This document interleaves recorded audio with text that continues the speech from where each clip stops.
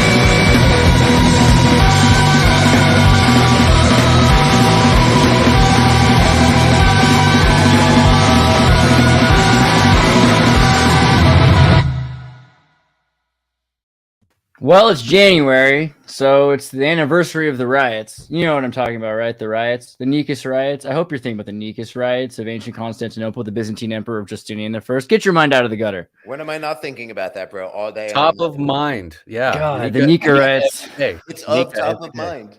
It's a really big deal because, you know, nothing's ever happened like the Nika riots in January. No riots in January have ever been like the Nika riots, right? Where there was this emperor who was overthrown basically because they were trying to have a coup. It was what do you call it? Where you have like a government that's like inside of another government. There's like this sort of clandestine state that was trying to run things from the end. It's a horrible thing that happened, really, and it ended up eventually leading to burning or destroying and killing of tens of thousands of people, right? And lots of Constantinople destroyed.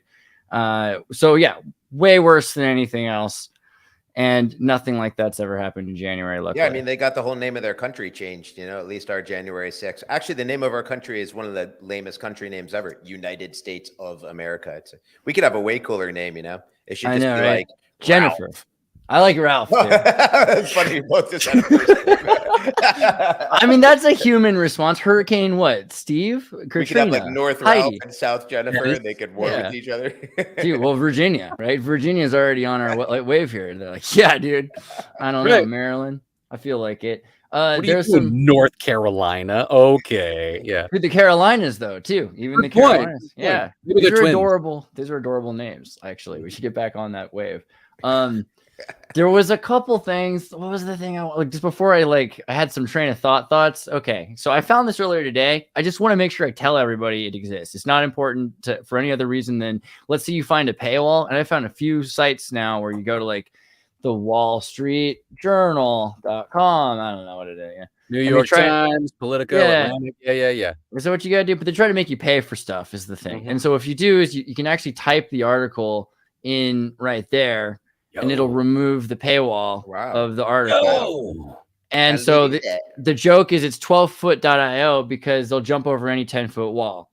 So it's cool. I don't know exactly what they're doing. I can tell that they've got a proxy, so they're making a proxy of the page that they're going and they're jumping around. So they figured some way out, and that's really cool. So I just kind of wanted to bring that up. The other one is Do Not Pay. You're familiar with Do Not Pay. Yes, big fan. Wow. So there's a lot of things about this that really have been interesting to me. The one was that the first robot lawyer is going to be used in a courtroom very soon to argue in the Supreme Court. And this guy's basically going to be they beat Adult Swim to that concept.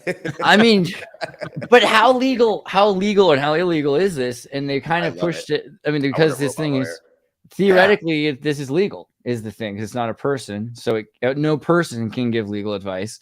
And they figured it out. Is that right? I mean, because the corporation that makes the robots not giving legal advice, they've just generated a machine which contains legal data, which is generating advice. And it probably doesn't cost $1,000 an hour to talk to it. Right. And its success rate's like 60 to 80% with traffic tickets.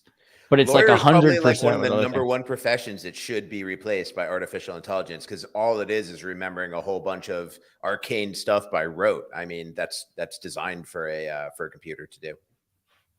I mean, what do you think?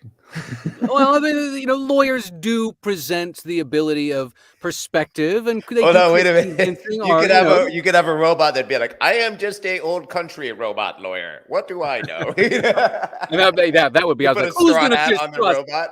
I am robot lawyer." Robot. My dad was a lawyer, so I remember when I was like 4 or 5, I was like, "What do lawyers do?" And he just told me horrible things I can't tell you. You know what I mean? He said lawyers did, because he was a kid who believed in Perry Mason and found out eventually that it really was evil, and he thought he was going to be out there defending decent people and everything. And he's like, "Whoa, this is crazy. I better get into Copyright Act law instead. This is a scary world." But he'd say what do you call 9 lawyers buried up to their necks in sand? What? Not enough sand. Right. And so that's all I ever knew really at first as a child about, people hate lawyers. Keep it safe. But at the end of the day, everyone should be a lawyer. I mean, yes. The problem is that you need to know the law, and the law isn't on TV. It's not the liberal arts school, constitutional law. It's amazing. And don't get me wrong, you should always focus on the Constitution and try to avoid common law. But the way lawyers work is that they focus on common law, because those are the technicalities that let you get around the Constitution, which, let's be honest, most people are trying to do themselves. I don't know. It seems like, but I don't know. This is a thing. We have to replace the entire system. And if they start with where did I put it? Darn it. Yeah, the Do Not Pay lawyer system. What do you think is going to happen to the entire system right now is based on, I can sue you, I won't sue you, because of the settlement cost is $100,000 to go to court. If all of a sudden settlement cost disappears because there's no lawyers, what happens with arbitration, right? More often things will be taken to arbitration because it'll be cheaper to do it. Will there be AI lawyer versus AI lawyer? Definitely.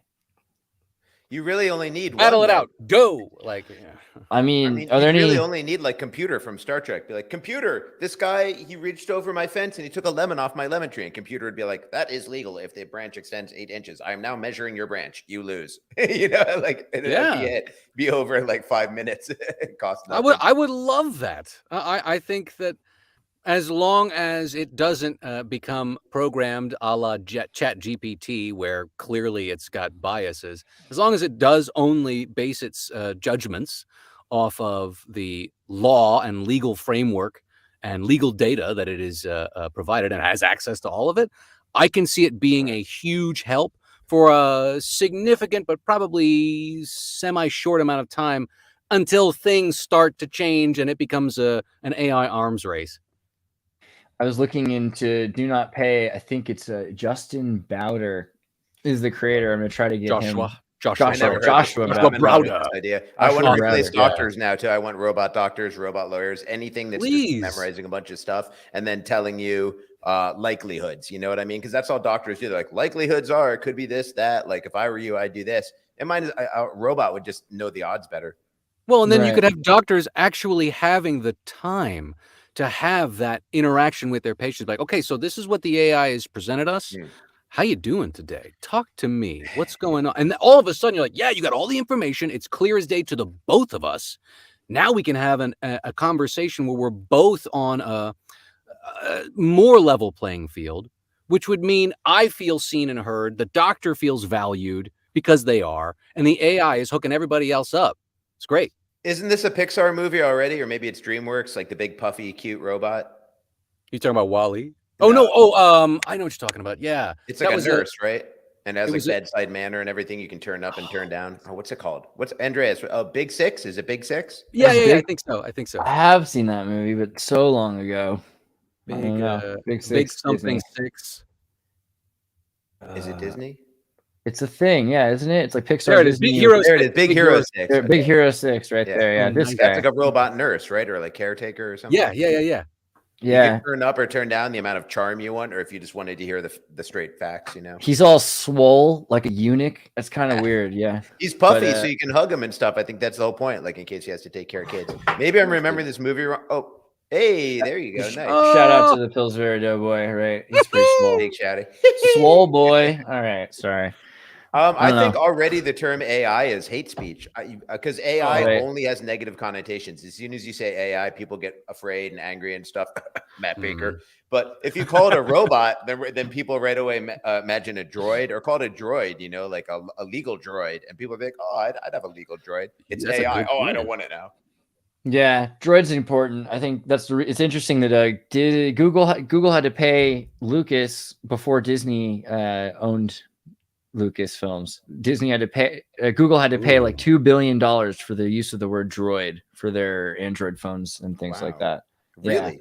Yeah. So they made a lot of money off that. I mean, like look, guys, let's just make one movie with a whole bunch of cool keywords and fun phrases, right? Because 10 years from now, they're going to be like, oh, we got to pay him $2 million. David Plate yesterday said that it's all Betamax, like 20 years out. So doctors, lawyers, everything, it's all Betamax 20 years out. Nobody cares. And these are guys carrying bags of salt in India for all we care 20 years out. I mean, this is somebody who's doing a colonoscopy. You know what I mean? Like it's for it to be done by a machine, it's reasonable. And at some point, having machines that can just do preemptive screening of cancer screenings, fecal indexing of your toilets, all these smart systems that sound terrifying, but you don't want to have your doctor doing it. That probably makes a lot of sense. But yeah, that means there will be less reasons for paying so much money to like thousands of people to work on an assembly line for this infrastructure that doesn't need to exist. I think that's all it is. I think if we did have robot lawyers, it would like automatically expose how much of the legal system is like totally out of date and redundant. And like, you know, like you'd appear in court for whatever it is, like you're trying to get, you know, whatever. I don't want to make an example. Dang. Whatever. It's a traffic ticket. It's a traffic ticket, right? But then the robot judge or robot lawyer is going to be like, actually, you committed like 12 felonies on the way to the courthouse today, and you're under arrest because like you jaywalked, you did this. You're not allowed to put your car in reverse on a Tuesday. That's exactly right. I think that's the thing. Is it well? Okay, I'll try not to segue yet into the health part because that's an interesting point. I want to think about that because I just found this thing that said the Google algorithm outperformed tomographic cancer screenings of professional doctors by 6 times or something. So so that's going to be important also. But looking at just what you said, lawyers proving that everyone's breaking the law and that the law is insane. That's what the legal system was before the Napoleonic Code, whatever the hell it really is. And that's what it's become now. It used to be that no one knew all the laws, and the person who knew all the laws and could cite the most laws was able to win in court because you could and now we're back to that point. If you can go back and you can remember like the Maryland case of 1796 and you can cite that course and you're like, it's crazy to listen to lawyers because it's not like TV. It's not like the Constitution says this. It's like, Your Honor, 6185. No, I object. 4.627. Oh no, but on the grounds of 21 6 cycle, it's like chess. Right, 1923, Sanford versus Sun. We had an issue. Yeah, all that precedent came here first, so I win. It's all it is. It's like it's pretty interesting. So I don't know. Memorize in more everything. Interesting cases. I mean, I've been in court a bunch of times, and it's usually way more boring and procedural than that. There's like it's like almost as if the judge and the lawyers all only know like 4 or 5 legal terms, and they're the only ones they use in every like. That's true. You can, and that's like the Supreme Court's way more interesting. But I used to like annoy so in Santa Cruz we had. I'll just pull it up. I think I can find it if I go to YouTube. Xirtus Jim Crow protests. Can I find this? If I find it, almost impossible. I have to like search my channel. Did you time travel back in time and go to a Jim Crow protest? Well, hear me out. Okay, so let's see videos. Let's find it. Jim Crow protests. How far back do I have to go? My God, man, such a long time ago. My God. I don't know where it is anyway. It doesn't matter. But basically, this is a video of Jim Crow protest. Yeah, tell us about it. So what happened was they made a law in Santa Cruz. There, I found it. Right, publishing my old stuff. Okay, I was trying to hide it. So they made these rules that said you couldn't gather in public places, like you couldn't trespass on public property. And so I was like, that doesn't make any sense constitutionally, right? And self-determination. So I just go into these things with my projector, and then we had our friends with their critical mass bicycle parade, and they have like generators and speakers on their bikes, and we would project on the sides of walls pictures of Reagan with the American flag behind it, with Song of the South's Uncle Remus walking by, and then they'd be like, "What are you doing?" And we'd be like, "We're peaceably assembling," or like, "We're enjoying our right to pursuit of happiness," or whatever. What? They're like 16, and this just started becoming a bigger and bigger problem. Because they're like, how many meth heads do you think I saw here today? How many crack pipes do you think I picked up out of this parking lot? You got to get out here. And it's like, in other words, we're lighting up this place and making it impossible for there to be like drugs and crimes and everything, because we're shining lights on this corner.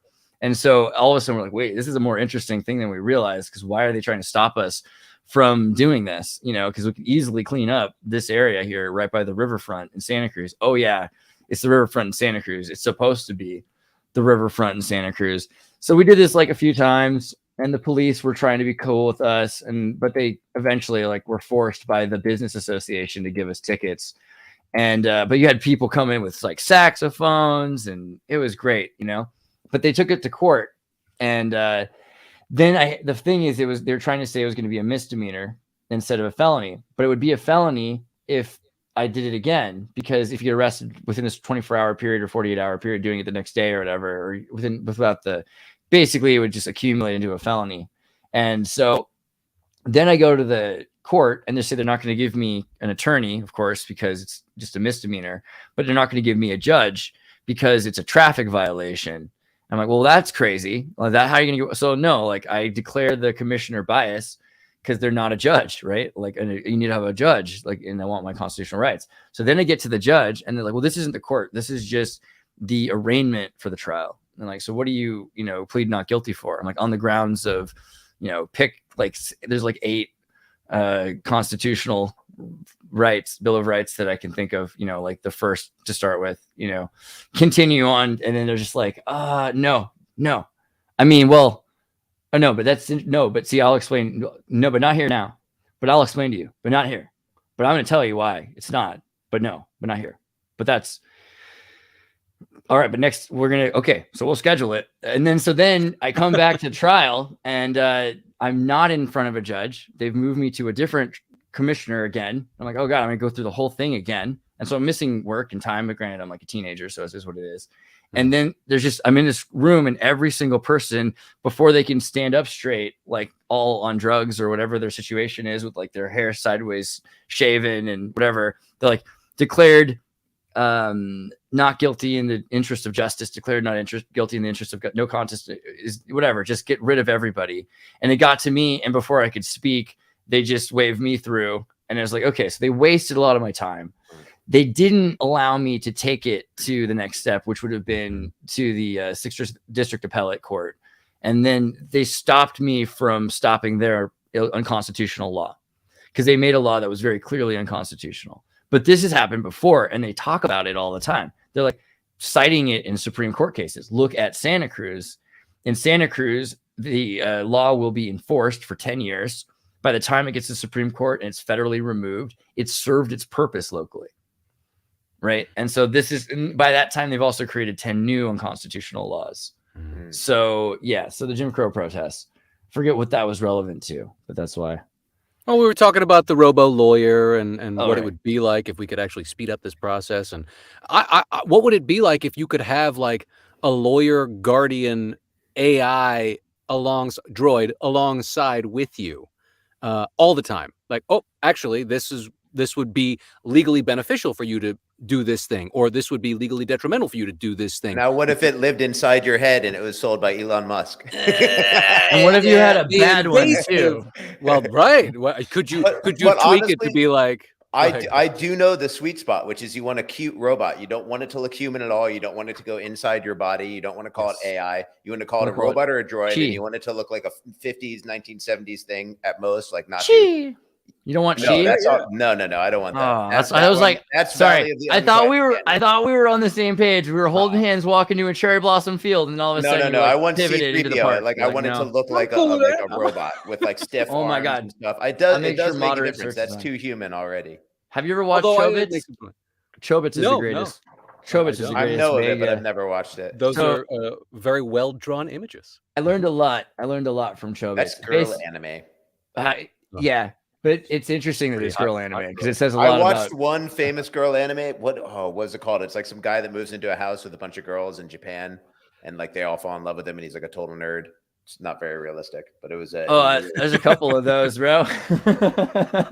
Yeah. But I bet that's in this one, this guy goes, he's a country bumpkin, which is also interesting that you can hear the differences in accents. Like he's clearly not from Tokyo, and he has this accent, which, in the American translation, he has a Southern accent. He's like, oh man, I want to go to learn about, I got to get a real Chobit, a Persicom computer kind of thing.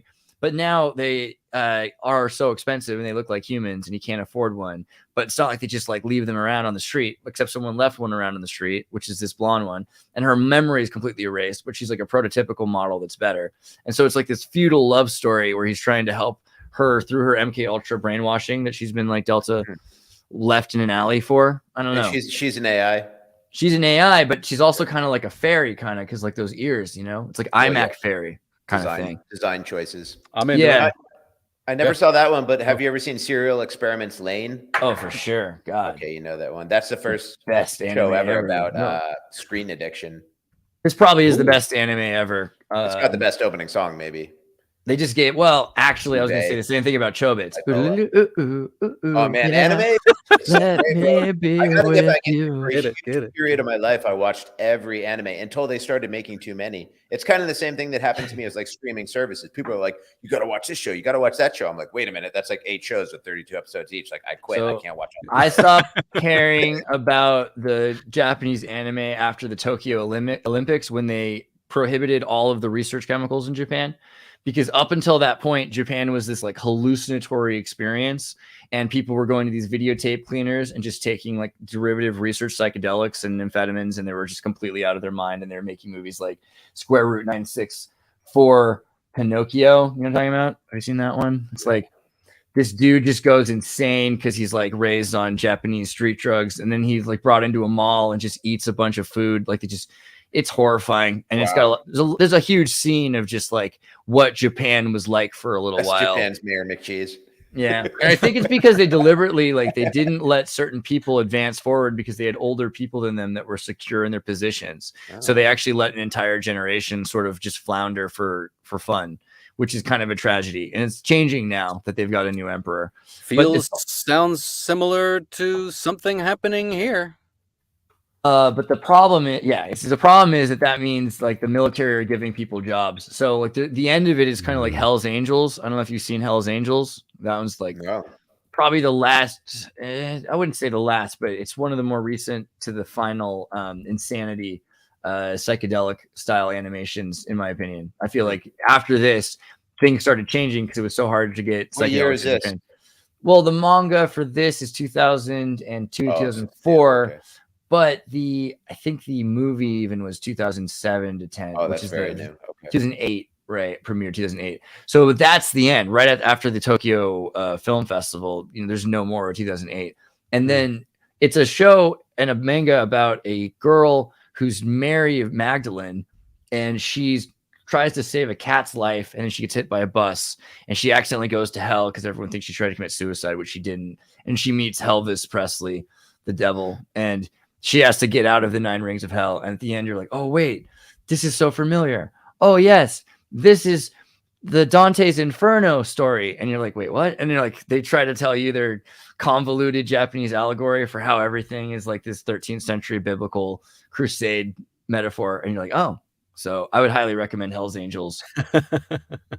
Nice. I want to get back into anime. I really did grow up on it. My father, he worked in Times Square, and he was on a higher floor, and on the bottom floor was called Games and James. It was a Japanese bootleg video shop. So literally they would just have their family in Japan send them VHS tapes with the commercials and everything of Japanese soap operas and anime. And my dad would just pick them up for me because they were cheap, and I'd watch with the Japanese commercials, no subtitles and no dub. And just like, did you ever see Uchu no Kishi? Do you remember Tekkaman, the Space Knight? Do you remember? I remember Tekkaman. Yeah. Dude, you're so based. Oh, that's awesome. Yeah, I remember Tekkaman. It's not like one. It's nice. You have it right there. Oh, that's. I'm like pretty into Tekkaman. Someday they're gonna let me write the movie. I swear to God. I'm sure that you could probably buy the rights to it, man. It's probably. I don't think anyone else is. What about maybe that's that movie? Let's make the Tekkaman. Let's do it. Yeah, let's do it, man. It's going to be so good, and it's going to be a crossover with Gem and the Holograms. Here's a movie I always wanted to make was well, not really want to make, but just fantasize about like a Hollywood version of Star Blazers or Space Cruiser Yamato. I don't know if you guys are familiar with that. Leiji Matsumoto, the guy who does all the Daft Punk animation. But it's a show that used to air after school in the United States, like in probably like 1984 to 1986, something like that.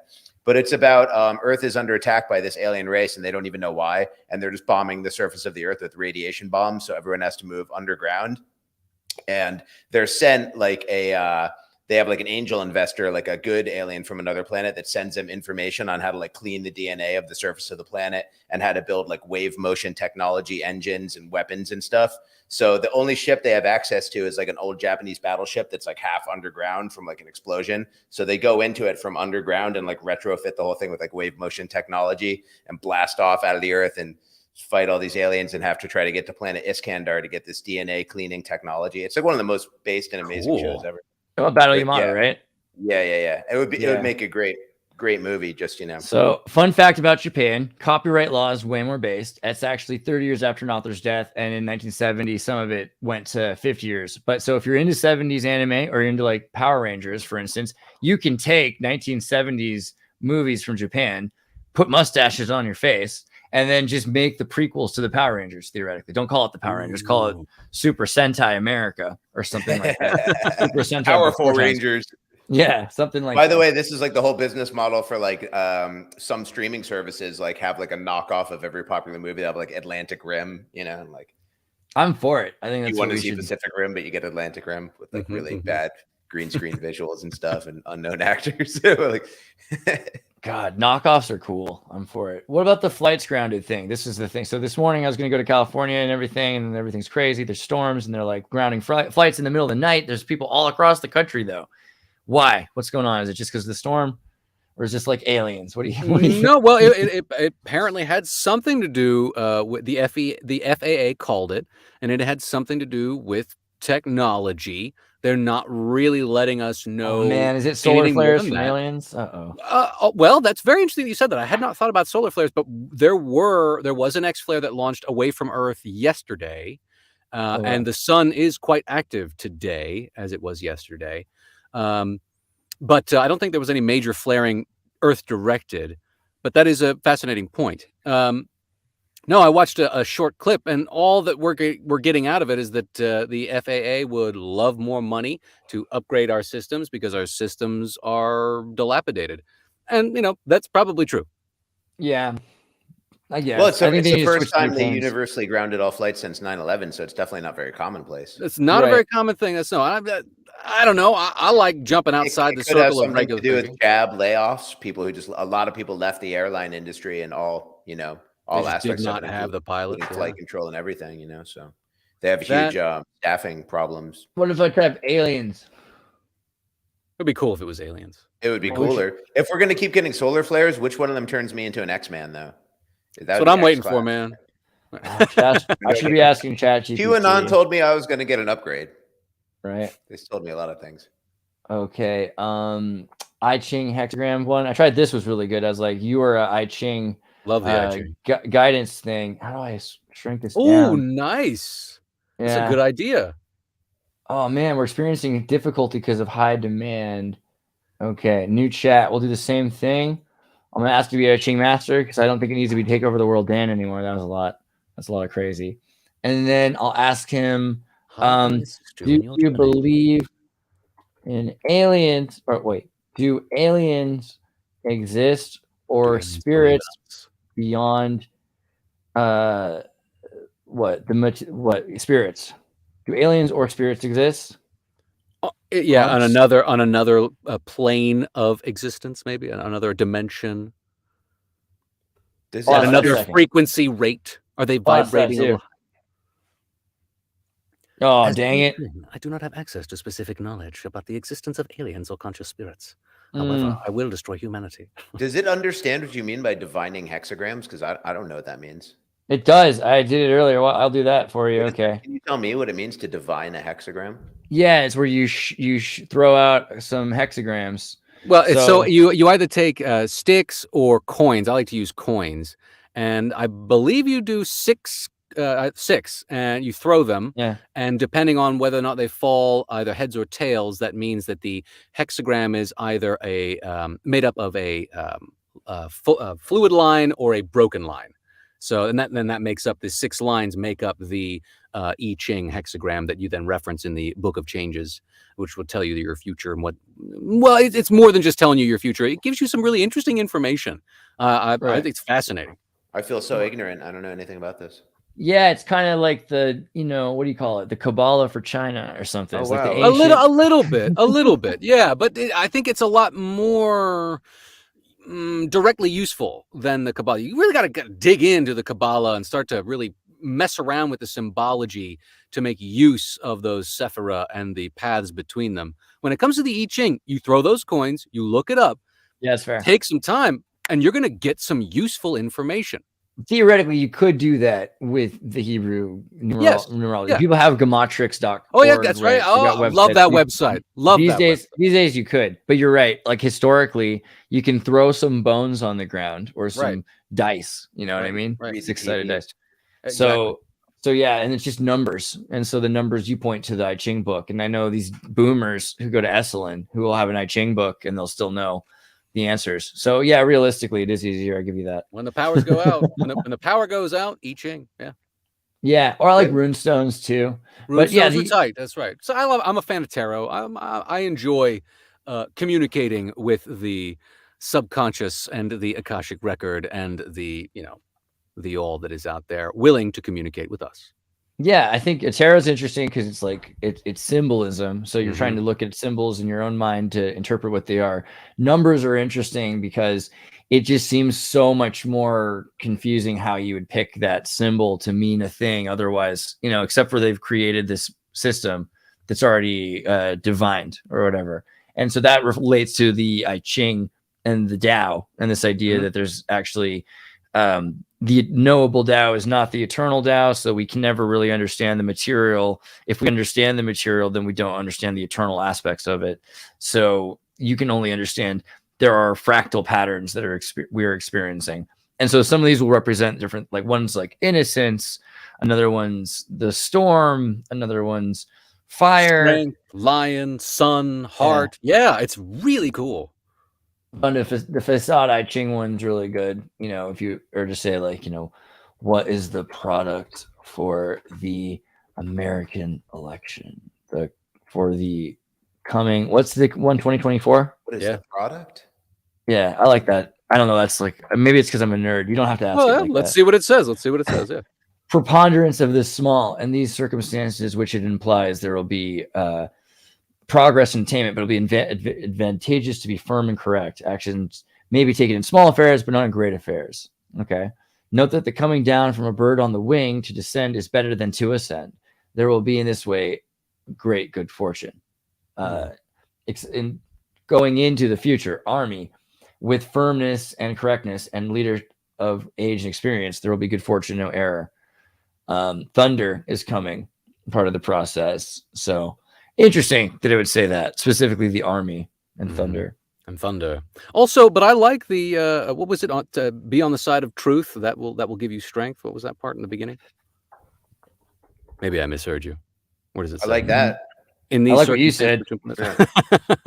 Yeah, be firm and correct. Right. Be firm and correct. Be firm and correct. Note to self, it's almost always good to be firm and correct. I'm pretty sure like most of the I Ching, you're gonna best off being firm and correct. And the other thing is like the less you do, the better. It's like that movie Tron Legacy.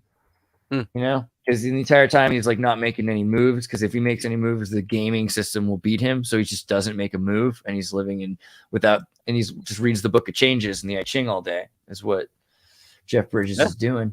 Man, I don't even remember this. I saw it. I know, it was so weird. I was like, I think everyone else was like, what is this dumb movie? Yeah, I mean, and I was like, this is so amazing. The audacity. And I looked over and there was like Andy Dick. And I was like, that looks like Andy Dick. And then I go outside and then Andy Dick falls on these punks on the ground right in front of us. And we're like, oh my God, we're watching Tron Legacy with Andy Dick.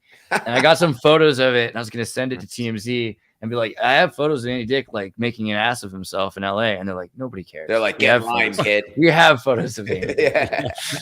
Like, okay. We got to file this thick of Andy Dick. I was looking so forward to this movie. I was dating a girl at the time. We were both really into Daft Punk, and the ads looked amazing. This is when I still watched TV, and we're like, wow. Great soundtrack. We just were counting the days to Tron, but we really did not enjoy it.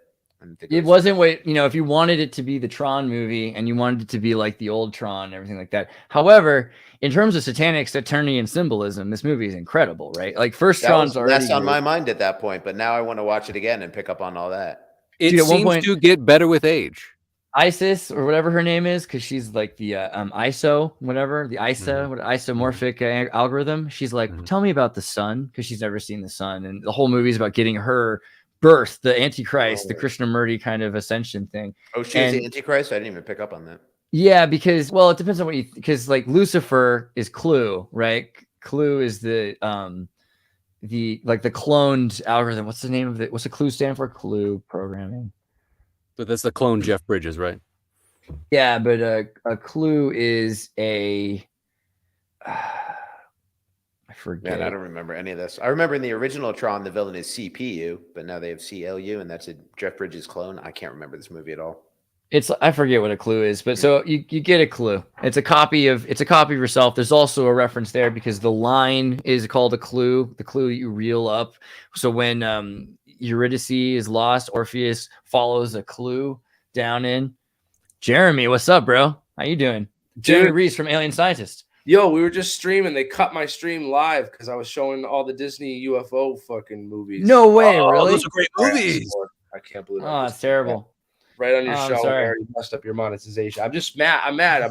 I'm mad. Like, I was just showing all the Disney UFO stuff, and I hadn't even gotten to the really good stuff yet. And well, you know what? Let's just keep going in a way that let's try to be careful and not curse or anything. But if you want to talk about Disney stuff, we're on the Disney wave for a second. I was just pointing out in Tron how the Antichrist symbolism is, because he makes Clue in his own image, but it's architect, and the architect builds the system, and it hates everything new. And the algorithms, the ISO algorithms, it allows them to flourish, right? So there's a war that goes on in heaven and hell, and these are the angels fighting. And then what does Clue try to do? He tries to take over our realm and put all of the satanic, into our world. And then they're saying, well, that's evil. What's better is to let everyone be free to evolve into what they want to do, which is by the way, the biblical narrative of like everyone's supposed to turn into a certain thing, right? So it's the right and wrong or whatever. But which was the satanic Disney movie you were thinking of?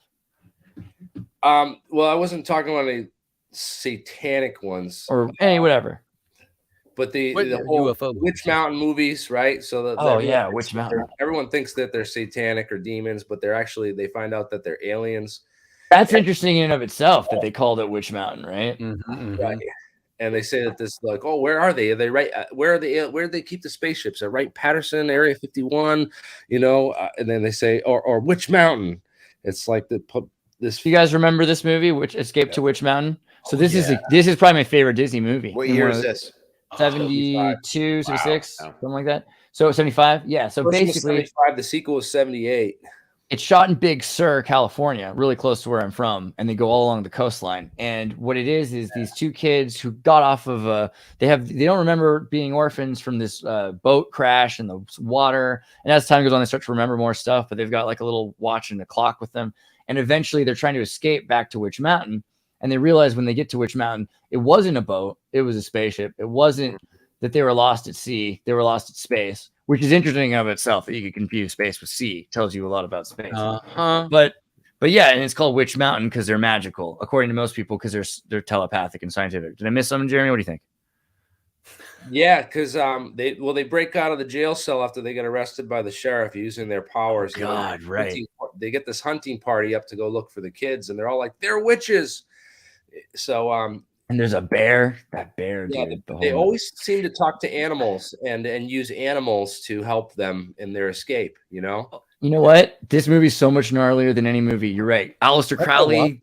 There is this. So the scene at the beginning of the movie where this guy figures out that he's there's this rich old man who lives in a castle who's basically supposed to be HP. What do you think? Baron Rothschild or something. Well, right? I think he's like Rothschild or William Randolph Hearst, and then he's got all these people working for him, and this guy's this bald guy who looks like Aleister Crowley, and so he's looking around for psychics or something, and these kids say, "Excuse me, sir, I don't get in that car. I had a bad feeling about that car." And he said, "You know what? I'm going to listen to that kid." Goes for a walk. Decided to take a walk for a while. He steps away. The chauffeur gets smashed with the car. A truck drives into his car. And he's like, his life is...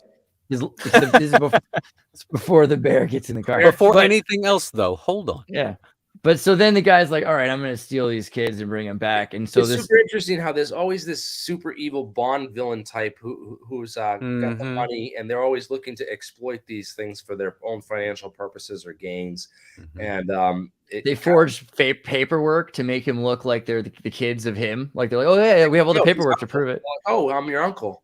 Here's all the paperwork. He had all the papers and everything, and he went and adopted them back and brings them back to this guy's house on and then they freaking Big Sur Castle. Yeah, terrifying in Carmel. Yeah. And then there's this dude who loves animals that like has to rescue the kids. He's like this loner. There's a lot going on in this movie. Yeah, it's pretty nuts, man. Especially still on Disney Plus. I'm gonna watch this thing. This is great. I think it definitely is. They remade it though. So Jeremy, have you seen with the Rock? No, I've but like what's that? In 2009 with The Rock. What's it about? Is it as good? Is it bad? It has to be bad. It's kind of like a remake of the original, but they're like more advanced. They have better special effects, and they're more advanced aliens, and it's kind of a similar thing, like with this guy. He's a loner and a reformed criminal or something, and he got some problems in the real world, but he's at heart a good guy, and he goes out of his way to like really help the kids escape or do whatever. Same thing as in the first movie with their friend. I forget what his name is in the first movie, but one of the interesting things in this movie, they team up with this woman who's an astrophysicist, and they meet her at a UFO convention. They have to go to this UFO convention to go find her. And that's my favorite scene of this whole movie, is that because she's this scientist trying to talk to this whole room of UFO groupies, and all these people are asking her just ridiculous, stupid questions about probings and abductions, and did they erase your memory, and that's why you don't remember? And she's just like, I'm trying to talk about real stuff here, you people. And they're like, oh, have you read Donald Harlan's book? It's like Dr. Donald Harlan, and she's like, that guy's a quack, and he's not even a real scientist. And so you could identify. I remember basically that these kids were dicks. That was the main thing I remember, is like in this version of the movie, the kids are like, do what we say. You're a dumb adult. You don't understand. And I was like, that's kind of fair, because that's how I felt. I was like, this whole generation doesn't know how to press. What year is this one? The Rock version? 2003? Wow. Nine? Look at how much like a human being The Rock looks like there. Yeah, way different. Yeah. Starring a human being. Yeah. Yeah, but let's jump back to 78 when the sequel to Witch Mountain came out, because there's a return to Witch Mountain as well. Right. This movie is the one where he's like naked with the Satanist from Christopher Lee is in this one. Oh, wow. Yeah, from Wicker Man. So not to be outdone. British spy, huge occult library. Christopher Lee, for sure. He just has a lot of books, he said, And I won't show you any of them. What's crazy is Christopher Lee's in here. He's a physicist, and he's the real scientific guy, and the real brain. And this woman is just the rich financer, and she's just like, I don't care about anything but money. And her eyes, the way her beady little eyes light up whenever she talks about money, and it's so perfect. And he's Dr. Green from MK Ultra's records of the Freedom of Information Act, basically. And he puts a brain chip in the little boy so that he can control him with that remote in his hand. It's 76. Yeah. And then they set him up, the boy, to go do a gold heist using his telepathy powers to steal all this gold. That's right, the gold heist, right? Yeah. So wow. They can fly and stuff. That's the other thing, is their puberty comes with extra powers in this movie. Yes, that's just cool. like real life. Oh, and they team up with it's kind of like the Warriors cross, because they have the gangs in New York in it in the beginning scene, where like the gangs are the goons are chasing them, and they team up with these four kids who are like their own gang. And when they get the kids in their gang, they're like, oh, you guys got a girl in your gang, but she's got powers, bro. So like she ends up messing them all up and stuff. But yeah, they come down from a UFO. The opening scene of the movie you'll see is like stupid special effects. And they have like the UFO in the middle of the football field that they come out of, and then they go back to it at the end after this whole thing happens. A lot of orphans. The thing is, because they meet orphans at the beginning of the movie, so they're all friends with orphans. Yeah, so it's like the orphan theme, then the theme of teaming up and befriending animals. Again, I think there's this in this one. It's not a. So the first one, there's a bear. And this one, there's I forget what the animal. There's a bear and a horse in the first one. In this one, they have to team up with some other animals to end up saving them and stuff. But I forget. But there's always like that theme. Oh, it's a dog. The dog in the 2009 one. That's right. I'm trying to think of it. But there's always like this theme of like helping animals, and then there's always like this quasi-governmental organization, or like so like the military or these other organizations that find out about them and come after them too. Right. And they're like, so the thing is, they're so all knowing, like the bad guys there's a select group of people that are so above everyone else. They know how to practice magic. Where's that bald dude? Bald guy. Like, so he owns, so many people. He's got a Sikh guy with a turban. Here he is.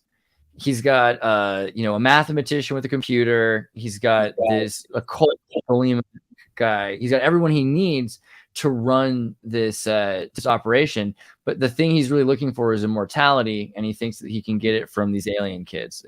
There he is. This is the guy, and he looks like I forget if he's what else that guy's in, but he's in so many movies. Like, is he I'm pretty sure he's in Oceans 11, 12, and 13. Saul. I can't remember what the last name is, but he's the one who has a heart attack. And in 13, he plays the fake critic for Al Pacino's casino opening. Yeah, great actor. Let's see if this is but also the little kids from this movie, Ike Navigator, who's Tony, and Kim Richards, who's Tia. Those two kids, they're all grown up in the 2009 movie. The boy is actually the sheriff in the new 2009 Rock movie, and she's a waitress at the restaurant.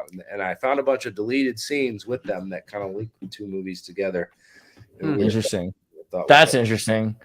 Yeah, there's something about that story that they're trying to put out. Also, The Flight of the Navigator is like a movie, nuts Disney movie. This is so crazy. Oh, so the bald guy was Donald Pleasance. Okay. And then where's the I forget what else he's in, but he's in some scary movies too. The weird guy. Right. The other dude. Yeah, who's the other guy? He was which one? Ray, oh no, not him. Aristotle Bolt. Ray Milland. Ray Milland. Maybe I was wrong. Oh yeah, that's good. That's him. Yep, powerful. It looks very similar to the guy you're talking about, though, Miss Douglas. Paramount can actor. That's not the same guy, though. Did we already talk about The Flight of the Navigator before? Have we talked about my conspiracy theory with this? I would love to hear what you have to say about it. I love that movie. I love this movie. One of my favorites. Well, so I mean, it's not a big conspiracy. Well, I don't know what it is. Here's the deal: they tell you that this is like kind of a silly, simple thing. The ship itself, they tell you is CGI, but it's not CGI. It's not, and you can tell because it's ILM. And I looked into the ILM graphics, and what it is they actually took a giant model that's like this thing that he's standing in front of. And they have different pictures of it, scanned, photoed, every degree of it. So they could actually mask it into the shot, but it's a physical, actual object. And if you look into the Flight of the Navigator ship, they built 3 of them, one in Florida, one in Norway, and one, I forget if they built that other one in New York or if it's in England. One in England and one in Norway and one in Florida. And so the thing is, nobody knows everything about this, but the fact that they had to do it in Florida and they had to do it in Norway, and the only other things that they do there are like aerospace, machining, and everything, that it seems like they actually built more than just some silly,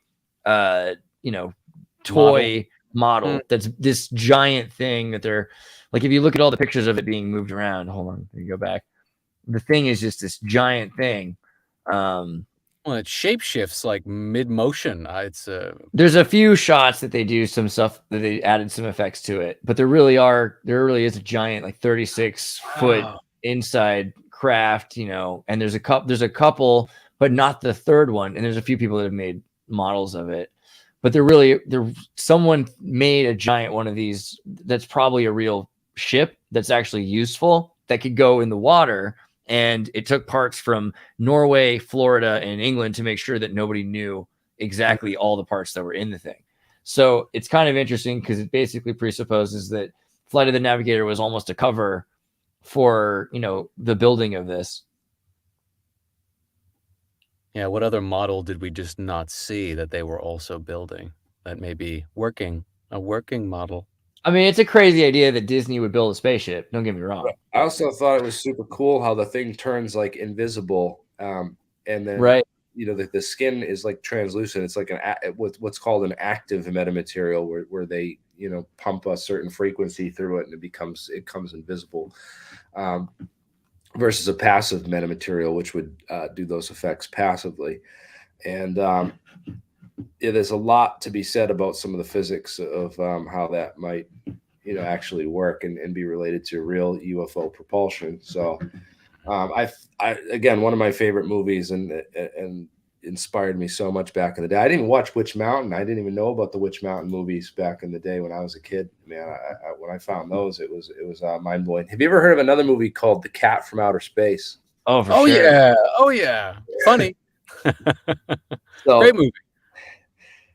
this really interesting themes in The Cat from Outer Space. The alien comes to the and lands, but it takes the form of a cat. I don't know if it is the form of a cat. Look at the similarity in that ship too. They all look like cats on their planet, and they evolved the ability to do everything with their minds because with their brain power. That's how my cat manipulates me. Yep. So food in my bowl. There was some weird stuff in that movie. This guy did some weird stuff. You gotta be careful watching that movie with kids. They have the UFO propulsion unit. It's called the Artichoke, and they bring it, and they have a team of scientists come in and try to analyze it and say what it is. And I played the clip on my show, and actually, that's what I think got it. Some of this playing these clips got it banned. Some jerk off reported me and got it taken down. So I ended up finding a lot of interesting stuff in this movie. There's a couple things in this, right? The UFO is taken and brought to a hangar, and inside the hangar is a big giant van that says NASA right on the side. So here they're basically like pinning NASA right in the conspiracy. Isn't that the point? Isn't it the thing? He works at NASA in the show, right? He's like he works at ERL. It's called something research laboratories. Okay. Exotic research laboratories or something like that. So it's like JPL or one of these other real like research lab places. But he's a scientist, a physicist. And the other thing that they have is they have a computer in this that's an AI. It's like they're trying to look for answers, so they're plugging everything into this computer and getting the information back from this massive computer. And I thought that was interesting. I talked about that in my broadcast this morning. I talked about this stuff called the software called Promise, PROMIS, and that was developed by an MSA computer scientist named Bill Hamilton. Really interesting story what happened with this Promise software and the whole case of it with the Canadian Royal Mounted Police investigating. Oh, right. This is where they were looking into all the cell phones and recording everybody. And they also sold the governments this software, but the version that they sold these governments apparently had this back door into the software. And so the Canadians were investigating, this in the U.S. And I think I posted that under your name instead. Sorry, I meant to. No, it's fine. But it's good so that people can see it. Yeah. This stuff was so insane because when I was looking at this is actually one of the reasons I started the MK Canada show, because I was like, wow, the RTMP. When I think of the Royal Canadian Mounted Police, I think of like adorable cartoons like George of the Jungle. You know what I mean? Like I don't think of Canadian Kilted Yaxman from you think I think of Dudley Do-Right. I straight up I don't know how antiquated I am, but I think of Dudley Do-Right, the Canadian Mountie, right? That's what I think of. God, they made a good movie out of him too. Is that for real? Brendan Fraser. He's Canadian. It was like Canadian, and they didn't promote it much because they're like, nobody cares about Canada. I'm like, what are you talking about? I love Canada. I don't know. It was the 90s. Yeah. It was the 90s, but it was a good movie, and it was a great comic and all, etc. Also, it was animated in Mexico, and Disney did it, but they did it Walt Disney did it under his son's name because he made a bunch of companies in his kids' names, so they would be multimillionaires by the time they got out of high school, so he could replace RKO Pictures. Like, why am I paying RKO? I could be paying my kids. So, it is what it is. It's not really Canadian, but good looking out for, dad. That's nice. I have a thing I want to ask you about before we do any more Disney movies, although I'm really into Disney movies, so we can go back. We talked a bit about this island, the Bell Island in Newfoundland. Do you know about this, Jeremy? Have you heard of this? Have you seen this or hear about this?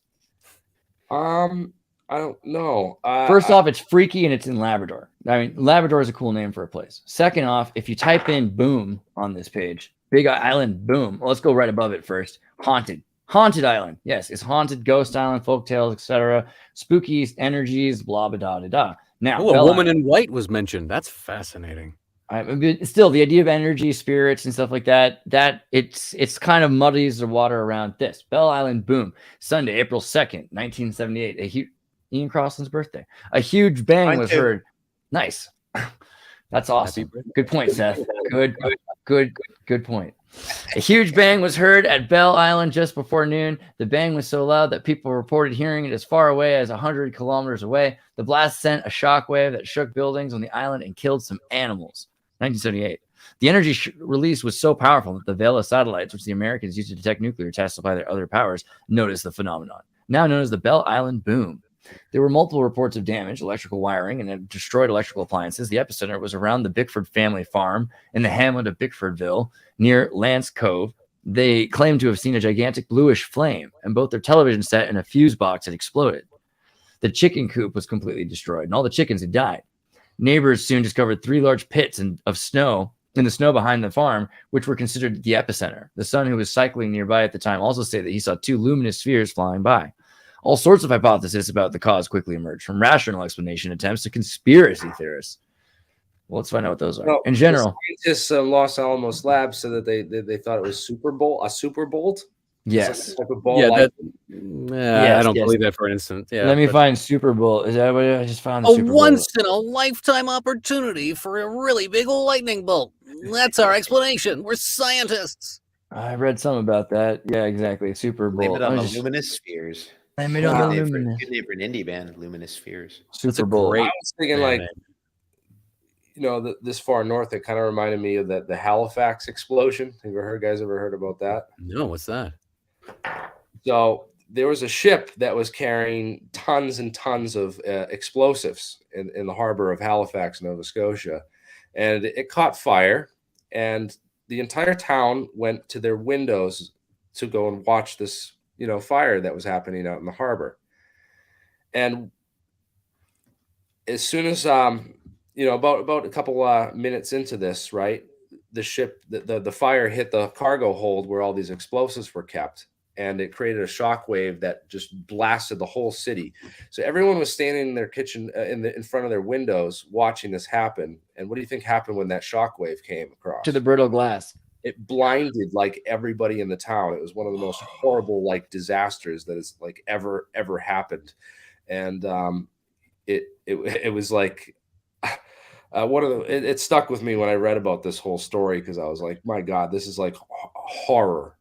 God, yeah, that's the worst. Horror, yeah, whole town insta blindness. That's wild. Yeah, man, big bad. But I was like, man, what if there's an undetonated explosive charge or something? Some people thought it was a super EMP from the Soviets or a weather modification attempt. Others include. What about a big tank, these pits in the ground? Could there have been a massive trapped methane or natural gas underground that somehow got struck by lightning and exploded?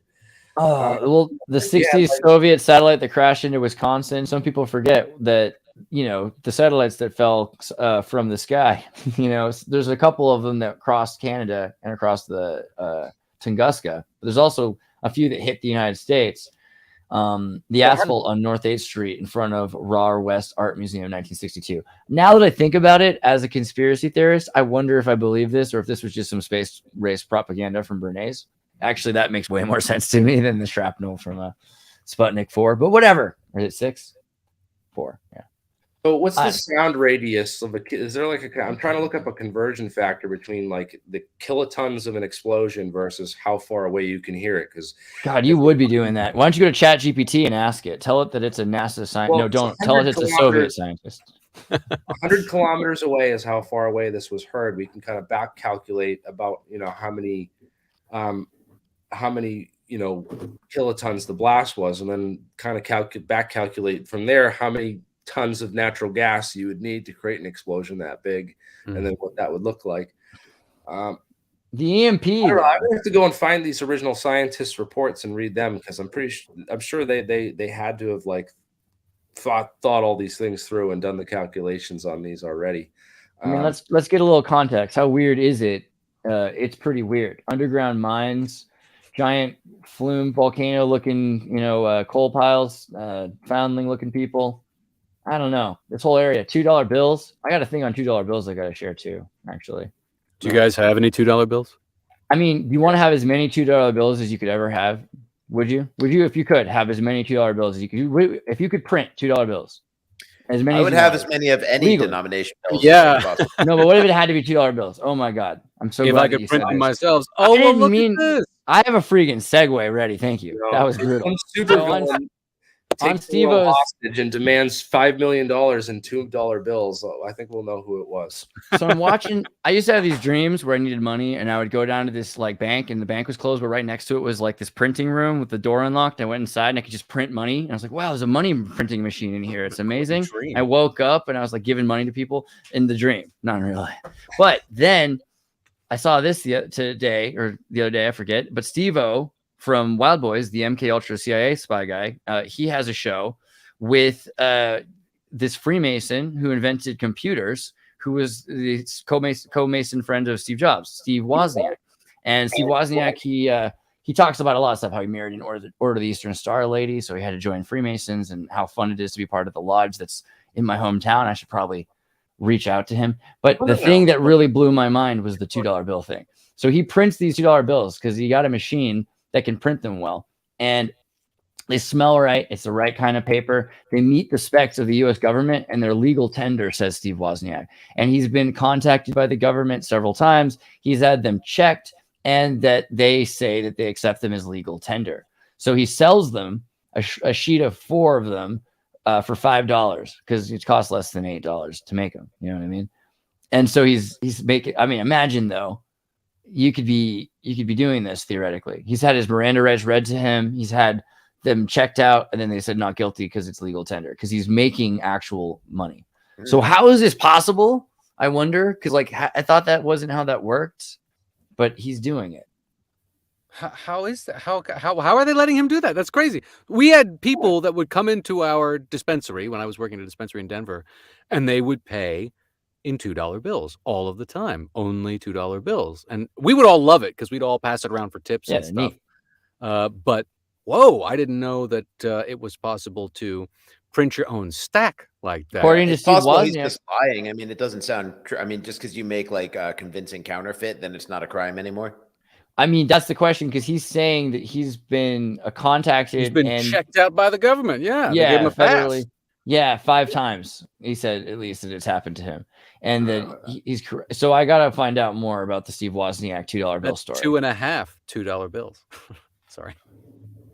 I did used to have a few of them that my grandparent, my mother's mother gave to me, but they're lost. No such thing as a $4 bill, though. It's a good expression. Faker than a $4 bill. I haven't seen a Nintendo Game Boy in 20 years. So it's actually, you mentioned the right kind of paper. It's actually a cotton weave. They make it on a loom. Yeah. It's pretty. I don't know. This is a trip that he's getting away with this, but also if he can do it, what does that mean about the rest of us? Can we do it right? Can we print $2 bills? And like, what if, is that the future? Is that the way that I mean, that seems like a smart thing to do. Although I wonder how expensive cotton loom paper is. It's probably not cheap, and controlled. Yeah, the process to make it is probably difficult. I mean, the process to not get in trouble for it probably involves being a billionaire to begin with. Or a Freemason, right? Yeah, too. The laws don't apply to you. They're like, it's him. Let him get away with it. He's adorable. That might be the I think it's also illegal for the Federal Reserve to create U.S. currency. Yeah, I think they just have to make treasury notes that they buy currency with, right? That's kind of funny. I don't know. So there's that. But then, wait, we got the bell thing. There was another one, the tuned mass damper. Have you heard of this? The harmonic absorber or seismic damper? Yes. I am familiar with this, but please talk about it. Go. Well, I don't know. I mean, so in Taiwan, a tuned mass damper atop the Taipei 101, this is supposed to help with earthquakes and with keeping the building from moving. So a device and structure to reduce mechanical vibrations consisting of a mass mounted on one or more dampened springs. Its oscillating frequency is tuned to be similar to the resonant frequency of the object is mounted to, and reduces the object's maximum amplitude while weighing much less than it. So this is a way that they keep building from fire. Yeah. So when they first built the Hancock Tower in Boston back in the 70s, they had a real big problem with what they didn't predict for this. So they did all their calculations right for this type of oscillation, right? Good job, Taiwan. They didn't do this type of oscillation. So they didn't calculate for that. So the building was the interesting. It's like a I don't know how many floors it is. I think it's like 60 or something floors. But it was going like this, and what was happening is that during those vibrations on the windy days is that the windows were all falling out. So they had the entire street corner in front of the building was just all the windows that used to fall out of the Hancock Tower. I don't know if you can find pictures of this anywhere. but because back in the 70s, it was just a disaster. Hancock Tower, Boston. Reminds me of that. Yeah, Final right there. Destination Crazy. cap. You guys remember that one? The kid, the glass. It was bad. So they had to hire a specialized engineering firm to figure out what was going on and how this was happening and how to prevent against it. And so that was actually the Probably shouldn't have showed that solution. Which the solution was a different type of dampening system, like this, another inertial dampener. And this is like the basis behind Tesla's earthquake machine. God, look at these Bostonians just leaning over the glass, hoping it doesn't fall out. I'm safe. I don't understand Boston. I love you guys. I just don't understand you guys. This window, Isn't that what love is, though? That's true. Yeah, that was the old school Hancock Tower in Boston with City Hall building and reflection there. There was this is something also I wanted to point out for you, maybe Jeremy, AI-based semantic search engine for Arxiv. So if you're looking for an article on something like on seismic Archive Explorer. Yeah, this is pretty sweet. Fail-safe optimization for vicious dampers for seismic retrofitting. Type in, ionic breathe, something like that. Oh, thank you. This is great. Physics simulated a Corona discharge induced ionic wind. Very useful. I like this site a lot. There was another thing I wanted to point out that if you guys are interested in buying a new car, you can now buy the Taliban Mada 9, which is a new car from the Taliban. And it's a supercar powered by the Toyota Corolla engine, but it took about 5 years to make. And so this is, I think, what would Muhammad drive kind of thing, right? What do you think? It's pretty cool. Yeah, it's kind of like a Batmobile. I mean, it looks good on the outside. I mean, did you think the Taliban would have such like rigorous standards and like fly taste? Because that's a pretty nice car. Let's be objective. They have lots of like long, smooth, paved roads for them to test it on. Good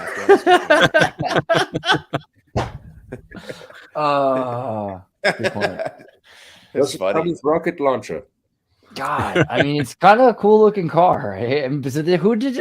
How far will this go? Taliban went to being. I mean, it's just interesting how legitimate the Taliban actually is compared to our impression of them from what we heard from politicians in the 90s and 2000s. Like, people negotiate with the Taliban all the time. They have like national status, so it's just amazing. The prohibition gave birth to NASCAR. We were sold the story that they're total camel jockeys somewhere off the map, and this is the reality of it. Totally, yeah, they're pretty chill. I mean, I don't know, maybe not, but they got. Well, chill's probably not the right that's word. probably the wrong word. They're very strict. They're probably pretty harsh. Some people would say based, Yeah, no, they're intense. But yeah, they like to race around and drink Turkish coffee, maybe. Who knows? But it's interesting because the prohibition gave way to NASCAR. So I wonder if Taliban could become like a racing club or something in a few years, right? Like that's all it would take. Or just enter the Olympics. Taliban 500. That would be great. Damn, I couldn't imagine, like if the Taliban asked me to, fund anti-gravity research, and I'd be come, we will pay you very much. Come, we want to have like a wouldn't you kind of have to do it? Yeah, you kind of like anti-gravity secrets to the Taliban. Yeah, it's very Jack Parsons. The Americans left it here. They just left the information here for us to pick up and put together. It was amazing. It was very easy. Somebody in the chat says Taliban. That's a good idea for the whole family. Right. Wow. There was an interesting thing like that with Gerald Bull, who is the Canadian super scientist. He was come on, that's the clone of Maximilian von Braun. Come on, realistically. Definitely. But Gerald Bull, he couldn't get the Canadian government to invest in his super guns and stuff. So, and his more legitimate science either. So he got Saddam Hussein to pay him to build the super gun based on the project HARP, led by So, and that's HARP with a single A. So that's even more interesting when you find out about what the high altitude research project was and what they're trying to do. Like, what are they doing? Shooting missiles at the firmament? Kind of a weird project there. I don't know. Yeah. Did you see this? This is a random one I didn't expect. The scientists discover a carnivorous plant. We all know that those exist, but that traps its prey underground. This is slightly more terrifying. This is the what's the thing in Star Wars? The Sarlacc pit. The Sarlacc pit, yeah, because it's just you're pulled into these freaking tulip things But that now, look like. are these trapping above ground wildlife underground, or are they just getting ants and worms and stuff that are already underground to begin with? Because that's less terrifying. True. Yeah, it's fair. And how large are they also? What if they're already living their lives underground? Right. Plants. Actually, some of them are really small. They're just like little tiny things. Yeah, I've seen in Madagascar. No, in Malaysia, there's one that can eat baby goats, and it's like, yeah, which is terrifying. It's big, that big. Yeah. Jeez. So I don't like that at all. But yeah, aren't all plants technically carnivorous? I mean, don't they require fertilizer and decomposition and stuff like that? That's pretty fair. Along with photosynthesis, I think we get sold this whole bill of goods about photosynthesis. It's like, what about all the decomposing animal life and fertilizer and stuff like that? They also need. Yeah, but something else already ate that, right? Because you've got microbes that did all the digestion already. So I don't know. At that point, it's just mineral water. But that's what's a mineral water. Oh no. Is this the one? Why are Westerners so weird? Apparently, like Westerners, they've studied the Western brain, and it's very different. And they've found different parts. This is kind of a map. And Protestant Europeans are weirder because they're more. What do you think? Is this realistic? Do you think that exists, or is this just crazy? I would have to look at that map a little longer. It looked like it's no, not allowed. Hold on, more inbred, more conservative, higher IQ, more liberal. I would say there's a bias baked into that little map there, but interesting. Like and it's not like I'm inbred or anything. Unless we all come from out. Was it just compared to Europe, or is it compared to the entire world population, or what? Yeah, I don't know. I mean, I'm not going to go into it because it looked like it could get dangerous to talk about on YouTube. So I was like, whatever. Interstellar meteors are outliers. What's more important is the circumference of your skull. Do I have that right? All right. Yeah, it's all about width of the bone, I think. I don't know. We're kidding, YouTube. Please don't beat us up. Direct tickling, air tickling. Mice actually, they give off a chemical. Who cares? I don't know about that. I care. You want to learn about this? Okay. Tickle contagion. So if mice see other mice are happy, it makes them happy. So we have mirror neurons that do the same thing, though. That's the thing. It's interesting in the brain. It's because of the actual brain pathways. So cellular mechanisms of emotional contagion are unknown, but we investigate tickle contagion. The underlying neuronal representations in playful rats. We recorded trunk, somatosensory cortex activity of observer rats while they received tickling and audiovisual playback of tickling footage.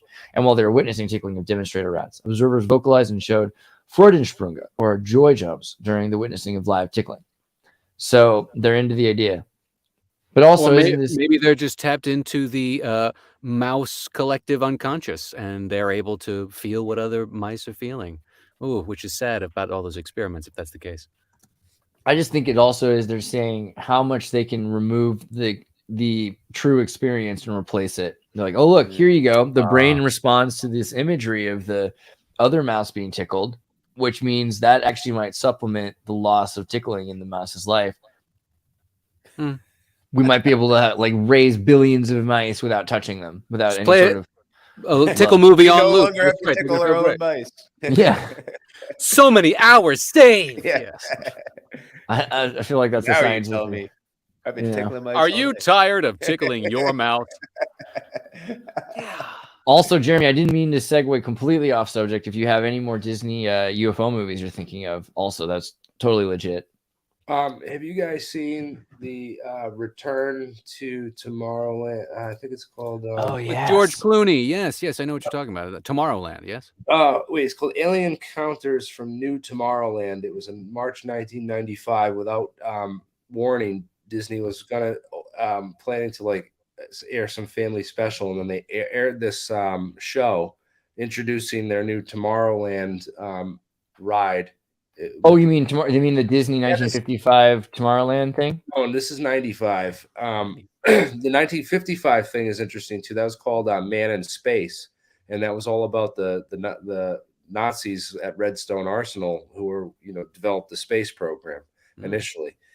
So Yeah, well, this Tomorrowland was this whole thing about UFOs in the future and bringing humanity into like this future. But this alien encounters thing, it was like real disclosure. It was like if the government was going to come forward and do real disclosure, almost what it would look like.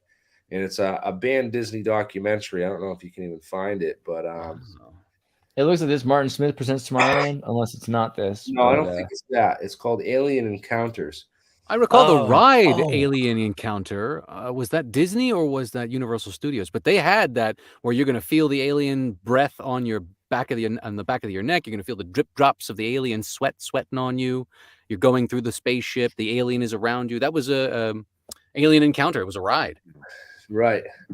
Man, what was that? There's like a Disney. There's another one from like the 80s. That's like the Disney like Disney Channel Disney Channel aliens documentary. It was like 88. Dude, I have a copy of this whole movie downloaded somewhere, like the original one, because it's real hard to find this online now. I think someone I know posted this on Twitter or something, and I think it got taken down. Is this Walt Disney UFO documentary Alien Encounters from 19? There it is, right here on archive.org. Yeah, there you go. Yep, I remember this. Yep. And they're like, it was really unironic. They're like, took it really seriously. They're like, there's a lot of weird phenomenon out there. This is really good. Why is this banned? Well, it wasn't really banned, I guess. It's just that Disney doesn't show it anymore, and Disney owns it, so they don't really like show it ever again. It's canned. It's not banned. It's canned. It's canned. Yeah. It's totally canned. But it's on archive.org, so you can watch this UPN release of the video. But it's pretty weird. It definitely has. I mean, look at it. It's like the History Channel kind of thing. The same Disney money to do the lighting. That's totally the set of Unexplained Mysteries or whatever. Right. Yeah. So they were like, we're gonna just do a completely unironic, serious thing that'll pump up people's interest in aliens to go to Disney World. And they let them do it. So that's a lot of the time. I think that happens at Disneyland and Disney World. Like you got people like Eddie from Synchronous, who's on Think Tank, and he's working in the system, and they know what he's like, and they're like, "That's awesome," because you're gonna fill it with dreams and interesting things, and we'll just cut out anything that's actually pressing or revealing when we make the final cut. One thing that is interesting though is that anytime the government or the police are portrayed in a Disney film, they're never ever played in a positive light. Not since the 50s. So what's that alien movie? What's the first alien movie from Disney? Disney live action movies. Oh my God. What's it called? Not Black Hole. It's got to be before that. So you have to think about The Absent-Minded Professor. How do I do this in like a chronological order? Is it listed by? Was it Flubber? No, before The Absent-Minded. So The Absent-Minded Professor is not really an alien movie technically. It's more of an alchemist movie. But this is not letting me go back. Son of Flubber was 1963. Let me just see. The Absent-Minded Professor was 61.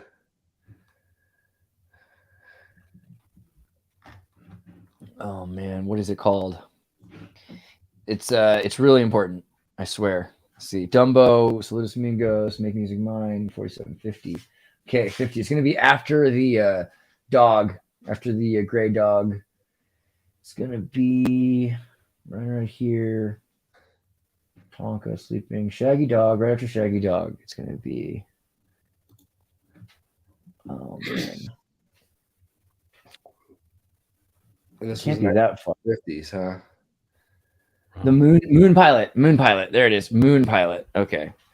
So Moon Pilot, away on a short leave before an upcoming moon launch, a NASA astronaut disappears and is feared kidnapped when the security services learn about his friendship with the suspected foreign spy.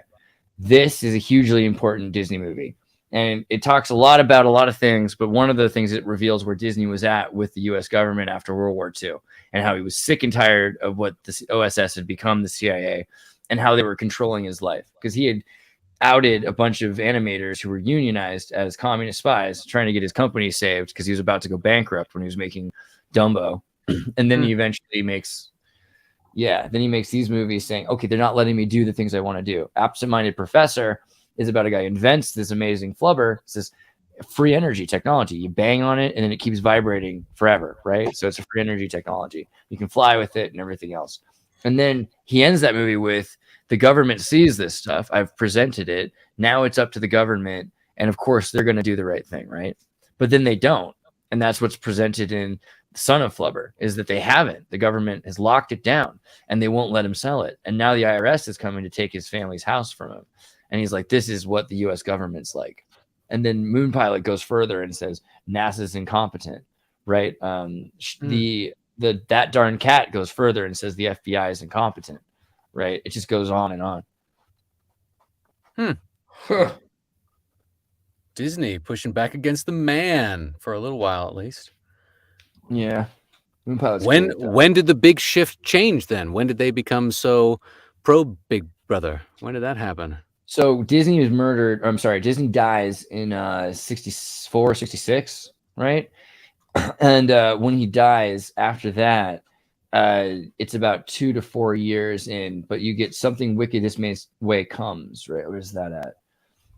They get scary movies after the Winnie the Pooh. Winnie the Pooh is the last movie that he was involved with that gets finished, and then he dies. But they get into some really interesting stuff, right? In 68, you got The Love Bug and some of the Shintoist movies and everything. It's just spiraling out of control of interesting movies. Actually, The Computer Wore Tennis Shoes, some pretty cool stuff. And then I think it starts to get pretty crazy around then, like Barefoot Executive period.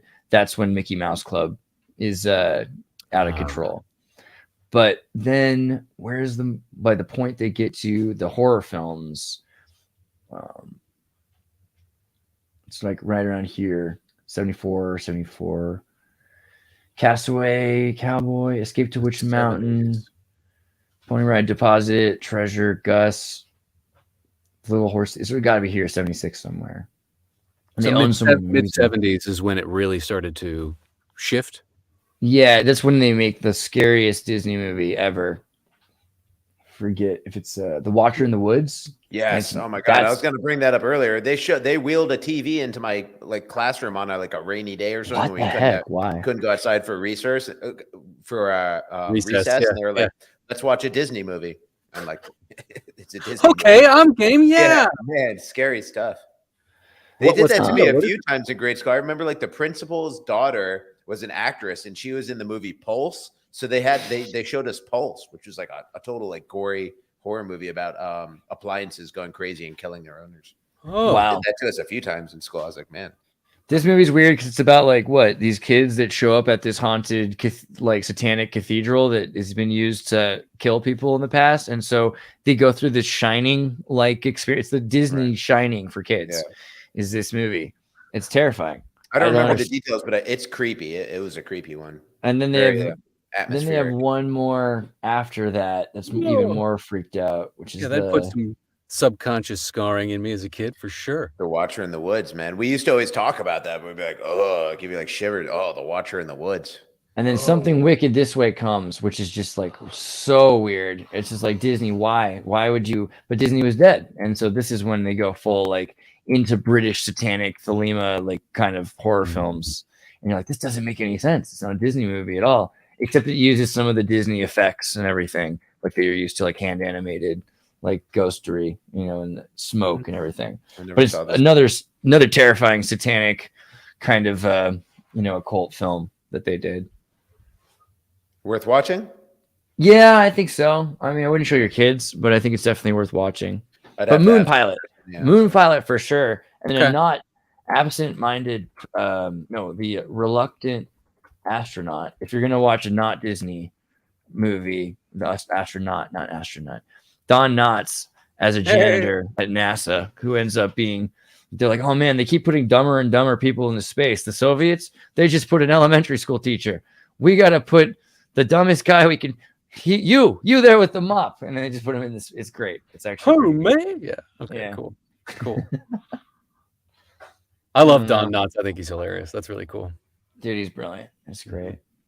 There's a few more sync things too. What do you guys think about they're trying to bust the prince for doing cocaine or something? He's got a drug problem, and they're trying to kick him out because he keeps doing drugs. I kind of hate this guy at this point because it's it was one thing if he just wasn't going to be Prince anymore, but now he wants to be an American celebrity. You're calm down, Yeah, I don't need you're to not. You are not anybody. You have How can no you be an American merit. celebrity if you're not doing cocaine? I mean, That's Also true a though. good That's the point. thing. Maybe he Good- deserves to just be. Maybe we just let him do cocaine and not do the oh, celebrity there was a part. Twin Peaks But has meme he there. done Oh, enough cocaine? I am the arm. Yeah, and the guy who played in Twin Peaks just passed away. No, Strobel. the arm. Oh, that sucks. Yeah. So that's kind of Damn. sad. 83. That's pretty good. It's a Safe crazy travels world. on the next level, man. We got to do a whole Twin Peaks episode one time. That would We be do. cool. Do you guys have thoughts on Twin Peaks that you want to? 7 Push hours out? of thoughts on Twin Peaks. Oh my god, I've watched so many breakdowns about the symbolism and like everything about Twin Peaks. I love it. The return of Twin Peaks was incredible. Season 1, episode 8 of The Return. So I guess that's technically season 3, episode 8 is just a high watermark for visual media, and so is the finale. In the finale, they actually go into an alternate dimension where everything looks like actual real life and not a TV show. So it's like bad lighting, bad script. You can hear all these noises. They're driving in a car, but it's like looks like it would if you were like filming it on a phone. They do a whole episode like that. It's like an alternate dimension where everything it's like sucky production. Awesome. That's awesome. So good. It's so good, Yeah. man. Just every episode is gold and different. I love Twin Peaks. Yeah, But yeah, the idea of the lodges, the Black Lodge and the White Lodge. Yeah, all that stuff is. I love it. Well, also spirits coming around and traveling through electricity, spirits traveling through electricity. And This is kinda weird. Garmonbozia, collecting other people's sorrow and misery and feeding it to spirits. So you pay them off. Yeah, I like also the idea of Twin Peaks because it's like 2 volcanoes, so that makes me wonder a bit about it as well. What they even really mean. Dude, and what's her name? And she's Palmer. Laura Palmer. Laura Palmer. What happened to Laura Palmer? Yeah. Not Sarah Connor. Yeah. Right. What happened to the Iran Navy fleet? You hear this? They're supposed to sail today or yesterday today they're sailing into the Suez Canal to challenge the United States to show that they deserve the right to have a navy. I think this is dangerous, it seems cool. Give them the right to have a navy. Why not? Oh, well, let's just ratchet up those tensions. Why not? Sure. Hey, it's 2023. It's like the whole idea of rights. Like you can't ask someone else for your rights. You basically have to impose your will on them and be like, see, I did have a right because I did it. Yeah. You don't get your rights by asking for them. You just do the thing and you're like, I demonstrated I have the right to do it. I did this episode with Naropa last week that they banned. And then this week we talked about it again. And I'm starting to wonder about this Toll guy, William Toll. Have you heard of William Toll? He's this, he's saying that Europe's about to go through basically another war and that there's going to be like new declarations of sovereignty for a lot of states. And he said he actually predicted since last year sometime that January 13th was going to be some major upheaval in the next couple of days coming on. And so they're expecting day after tomorrow kind of thing. Friday the 13th. Is it? It's literally the day after tomorrow. Yeah. Yeah. Friday the 13th. I didn't get the Friday part. That's adorable. Donald Duck's birthday? Oh, that's good. You guys know that? Donald Duck's birthday is Friday the 13th? It is Friday the 13th. Oh, my God. I didn't even know he had a birthday. Oh, yeah, it's key. That he was just an eternal being. I didn't know does that imply he died at some point too? No, he's immortal, but his birthday is Friday the 13th, I think is the deal.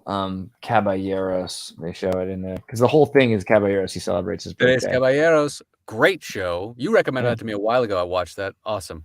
There's a documentary on the original 3 Caballeros being made, like the 4 Amigos or something, on the Disney Plus, and it talks about how they went down to South America during World War II, and it's kind of like, you're like, oh my god, like please give me the Freedom of Information Act like citation index for this documentary, because and then we went to Argentina, and you're like, where in Argentina? Come on, was it Bariloche? Tell me a little bit more. I've been to Bariloche. Yeah, it's beautiful, right? It's good. Well, I got sick up there, but yeah, it was awesome. Great skiing. Got sick in Bariloche? What happened? Were you just cold or something? Food poisoning. Oh, it sucks. It happens. Their TV shuts off at 5 o'clock in the evening. It's very frustrating. They play one movie a night. Oh my god! I had internet. I watched Bosom Buddies all the way through. It was pretty good. Bariloche and Bosom Buddies. Can't be it. But I walked the whole lake like several times, which is insane. It's like 7 miles. And at there's a point where you get to Isla Arians, and that's where the Isla Humel is, right? So, that's cool. We should go back, actually. I love this weird church in Bariloche because it's got these weird Gothic windows, stained glass windows, which show the natives and the Germans exchanging and becoming kind of like one people, which is very telling of this beautiful Swiss village in Argentina and South America. Swiss Bavarian village, yeah. How come But, they don't make stained glass sunglasses? Somebody should make They that. should. I knew a guy who was working on something like Business that. idea. But if you swim the lake, right, which is like half a click to the island, if you get into the lake, then you can get to. I just was by it. Where did it go? Picture. Oh man, there it is. This is where the nuclear reactor was at Bariloche, and so that's the Hummel reactor from Hans Richter, and it was the first fusion reactor. So it's a pretty crazy place. And then there's the Bariloche atomic. It looks beautiful. Yeah. The Bariloche CNEA, the Atomic National Energy Center for Bariloche. So there's their linear accelerator is also there, which is like pretty sweet. And they also write. So go ahead. Sorry. Just a lot of stuff going on up there. Bariloche, got it going on. Yeah, and then that's also right by the UFO sightings are constant. Like, so this is where they think all the UFOs are at, and so they associate them with the Germans down there as well. I wonder what the cost of living in Bariloche is. I bet you could get by. It's more expensive than it is elsewhere, but like, yeah, I was basically living off the land because there's a lot of like hippy dippy people in Bariloche, so it's pretty easy, especially in the summertime. It's like really easy to live there. Cool. So, but yeah, Argentina. You have another alien movie you're thinking of? You're muted. There's Xenon, which is like the thing is all the modern Disney movies. They're always about aliens. There were these like Nickelodeon shows in the 80s. And no, it's like an alien show on Nickelodeon.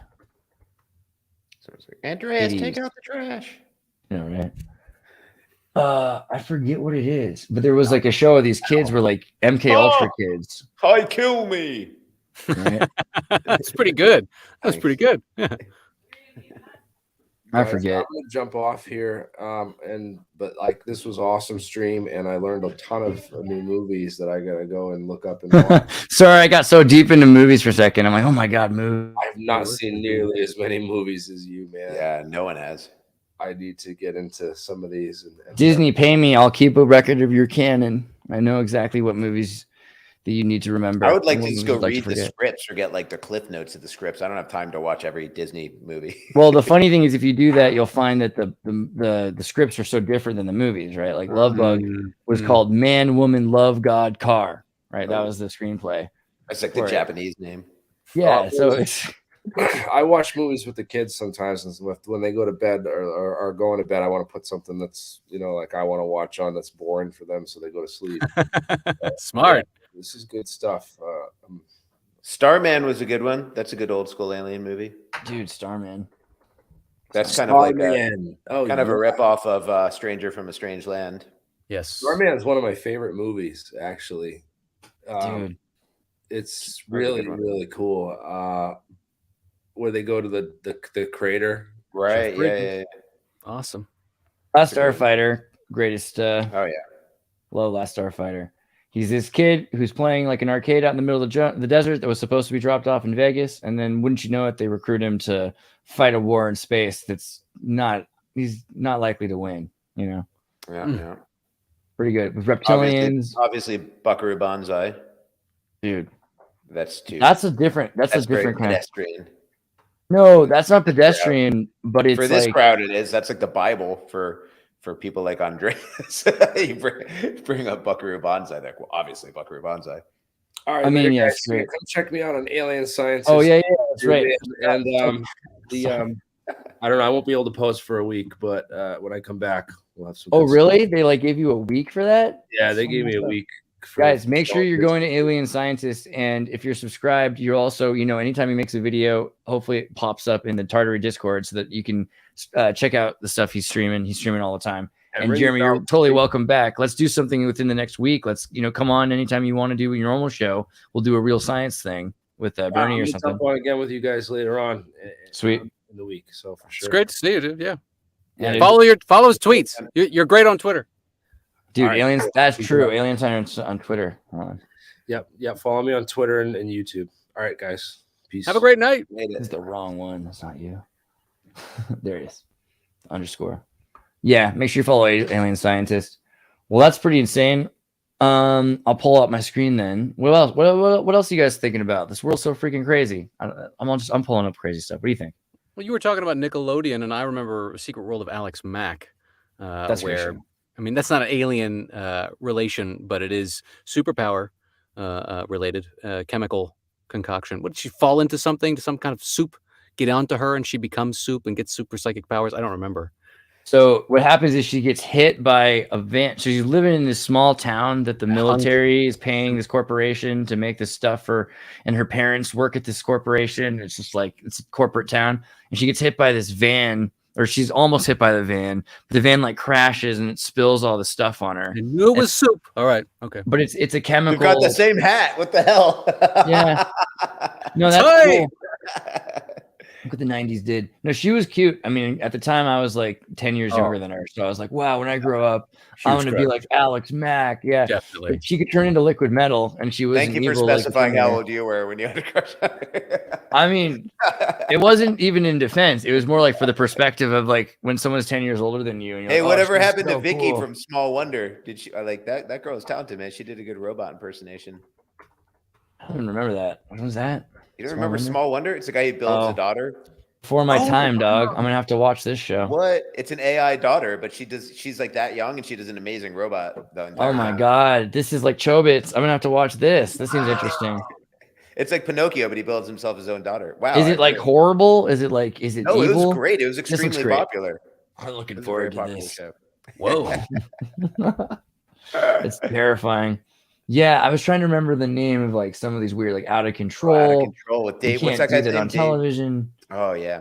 No, that's what I don't know, and they dump green slime on you. And if you say what, you get water. But the thing I'm thinking of wasn't a game show. It was like a weird like a sci-fi thing about kids or something like that. Yeah, but it was like early Nickelodeon. So I'll have to find it. I don't know. It's not ringing a bell. I was a pretty big Nickelodeon guy too. Same. Well, that's very interesting. So, I mean, look at this. 80s, 90s, even in the 70s, we were getting pumped full of this stuff. Are we still? Or has the messaging spigot run dry? Has it stopped? I mean, clearly we're being messaged on other things right now, but why the messaging so hard then, and why not this same kind of messaging now? Isn't it? I mean, look at how many sci-fi originals are on like Netflix, for instance, and each one of them is extremely politically motivated and full of propaganda. And yeah, I think all the Disney movies today are about aliens, and I think the other things are the multiverse, but they're also about like Buzz Lightyear was laboring through time travel. Okay, all right, you're right. Good points. I mean, what's the one that kids like right now? I can't even remember the names of shows that kids watch anymore. I've never seen SpongeBob SquarePants. Normal I've only show seen the or meme, regular I'm heading out. The regular show. Kids love to watch the regular show. Was good. Adventure Time and regular show were good. But this is like a parallel. It's what were their names again? It's Rick and Morty inverted. There was a mini series in the regular show, or like a few episodes that were like, what do you call it? Like continuation about all the different mediums of media are like alive. Like there's like a VCR god and like a DVD god and a Laserdisc god, and they all go to war with each other over like who gets to preserve the data or whatever. It's just crazy, bro. That's cool. That sounds legit. Yeah, I mean these shows are pretty intense, and like this one's kind of the weirdest one to me because it's you got two sides of it. Rick and Morty's the other side of them. What's their name again? Because it's like it's the names of the regular show characters, Mortimer and Rigby instead of Rick and Morty, right? Wow. And so there's this whole thing where these are the parallel realities of each other. Like one is like the fantasy reality, or one of the dimension, like they're another dimension of Rick and Morty. Why is it the same showrunner or something? Or I mean, it's all Adult Swim, so it's all kind of controlled. But like also all those shit, like regular show Adult Swim. I don't think it is. Regular show is Cartoon Network, but still, you know. Well, it's Turner. Like an earlier block. It's because it's ages like 5 and up or something. Yeah, so it's the Turner dimension for a cartoon that's not for adults. Well, Adventure Time is some of the craziest stuff ever, man. That's like right up there with Twin Peaks. I mean, just Adventure Time started out really different too, but after a few seasons, he sold his rights to the show, right? I didn't know about that, but that show has like everything in terms of like symbolism, mythology. Like every world mythology is in it, like futurism, alien space travel, just references Crowley and interdimensionals. Thelema. Yeah. Oh absolutely. God, yeah, totally, so much. Yeah, as tons of H.P. Lovecraft. Yeah, I mean the demon lawyers also. There's a lot of crazy stuff in this show. Man, the multiverse thing where they talk to the 10-dimensional being. That's weird. Isn't the deal that he's dead in this show basically, and he refuses to like come back to life, like he's living in this like parallel? They never really specify. I mean, they leave it up to the viewer to decide on that. But yeah, there's strong implications that something happened with his father, and he's in like a regress like childhood state. There was a show on Canadian television called The Odyssey about a boy who fell out of a tree or something, and he's like in a coma. And while he's in a coma, he goes in this crazy multidimensional reality. And as he gets more powerful in the Odyssey reality, he starts to wean from his regular world. And so you have after a while, you're stuck wondering like which one's the real world, except you think it's probably. And you start rooting for the fantasy world and all these too. You're like, just die and go to the fantasy world. It's kind of, they like push you in that direction. Like the real world sucks. Just commit to the fantasy world, you know? Even if it's not real. Maybe Doug, you're right. Then like I was thinking about how Japan, they were like allowing a generation to take drugs. You know, in America, they're giving us video games and things. Maybe they knew they weren't going to be able to use that generation when they needed them, so they just keep them preoccupied. And now they're thinking, oh, we need a bunch of laborers, so they're shifting their values and saying, okay, you need to focus just in case we need you to work for us, for the kids younger than us. Yeah, the messaging seems to go through this bumpy ride where it gets really intense for a while and then it drops off, changes, and then it comes back. Wow. Well, okay, so then why are we going to need so many laborers? What's going to go down? Is that the messaging you're getting right now? Is that people should be laborers? Or the messaging something. I get is people should stay home and be streamers. Like everyone can be YouTube famous. People like they make shows about people on shows now, like iCarly and stuff like that. Not like that's like a new thing. Make that content, make that data. Right. Maybe that's I think it's always been about getting, you know, like children, you know, well, creativity is creation, and children, especially like at the age of puberty, or like have like magical creative powers. So I think they like want to foster that and somehow siphon that energy, you know, and then there's really less need for adults, really. I mean, if you look at the elites or whoever runs the world or whatever, they're mostly focused on children. Like once you're an adult, they're just like, could you please die? You know? This is the projection for the top 10 jobs of 2050. Medical roboticist, custom implant organ designer, cybersecurity specialist, security specialist, space tour guy. Get it? Simulation engineer. That's more reasonable for that. Construction specialist, forecaster of the future, genetic counselor. Really? What's a construction specialist? Is that like you're just in construction, or an architect, or like is that like what does that mean? Just construction specialist? Making schematics for the 3D printers to actually execute. Oh, okay.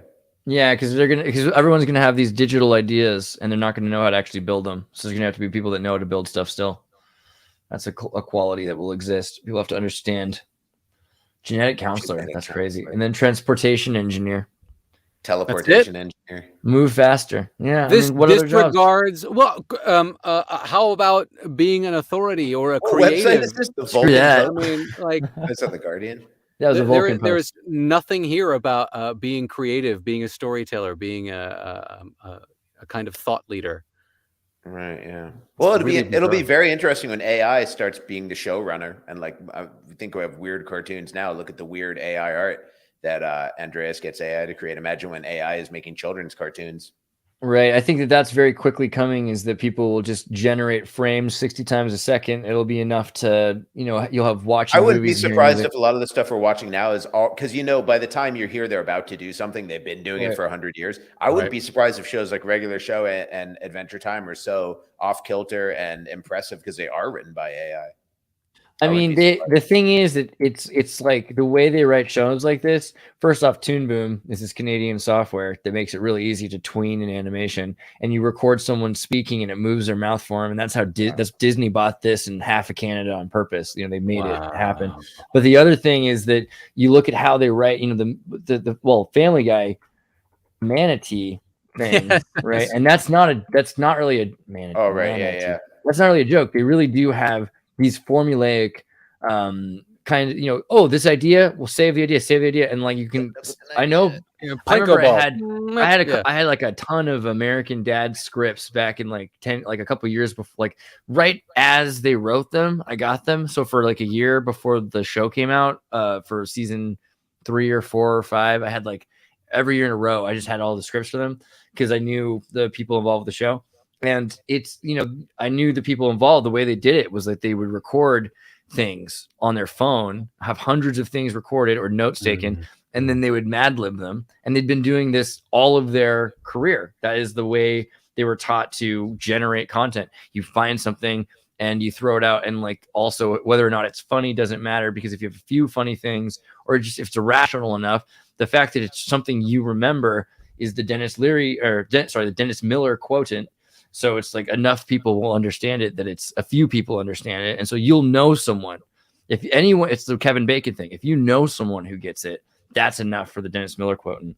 So they can continue making generative content that way. And yeah, now AI can do that as well. But the thing is, I think you're getting better content from AI because it's not just doing that formulaic. It's actually nuancing the formula. If you want something new you haven't seen before, it's probably not, you've got a better odds of having it come from an AI. Now, whether it's going to impart in you any kind of like, like Star Wars has like the whole like Joseph, what's his name, hero's journey. I can't think of the guy's name. Joseph Campbell, hero's journey. I don't know if you're going to get anything profound or like, constructive like that from AI, but definitely you'll get things that are new and intriguing. Well, then maybe that will be the job. It will be the human's ability to work with AI to build profoundness through this wonderful new way of storytelling that AI will help us generate. I'm going to train AI to think he's a storyteller that can change the world with his stories. Yes. Oh, that's good. And then dude, that's a great idea. Let's make a short on an AI story that wants to change the world. That's beautiful. There it is. Yeah. Man, that's crazy. Philosophy of artificial intelligence. I think philosophy will be the last job that really exists that humans do, because AI is still going to want to talk to creative people and people that think new ways. I'd say like humor too. I mean, we were just listing, some funny things like Family Guy or whatever, but usually in most of the classic sci-fi novels, like Moon is a Harsh Mistress or whatever, there's always an AI that's learning to become, or that's becoming self-aware, and like the last thing it's able to grasp is humor to like tell an original joke. Honeybot will destroy the world. So ironic. That's totally, that's like Moon is a Harsh Mistress reference. Dude. And slightly racist against German people, but it is what it is. I think it's not bad. It may not be the perfect system, but it's still the best one there is. Sad but true. Anything else you guys want me to pull up before I start to show you guys stuff? Sorry, because last minute I was like, I'm not sure if I'm going to make it or not. So like, I think we should. We should have the AI write a show about an AI lawyer, who's just trying to get over the stigma against AI. So he's like, for old time's sake, let's make it a serial Thursday night comedy. I think it's great. Okay, let's start with. I like to start with kind of similar prompt I've written here. You are going to pretend to be Law, a lawyer, a humorous lawyer, smartest lawyer, lawyer, capable of divining Oh no, you don't need to do that. Capable of, I like your writer idea. You should just have it write a show about a robot lawyer. We should let the AI write the robot lawyer show. Okay, you're the world's most profound storyteller. Most profound storyteller. You are teller. Okay. Nice.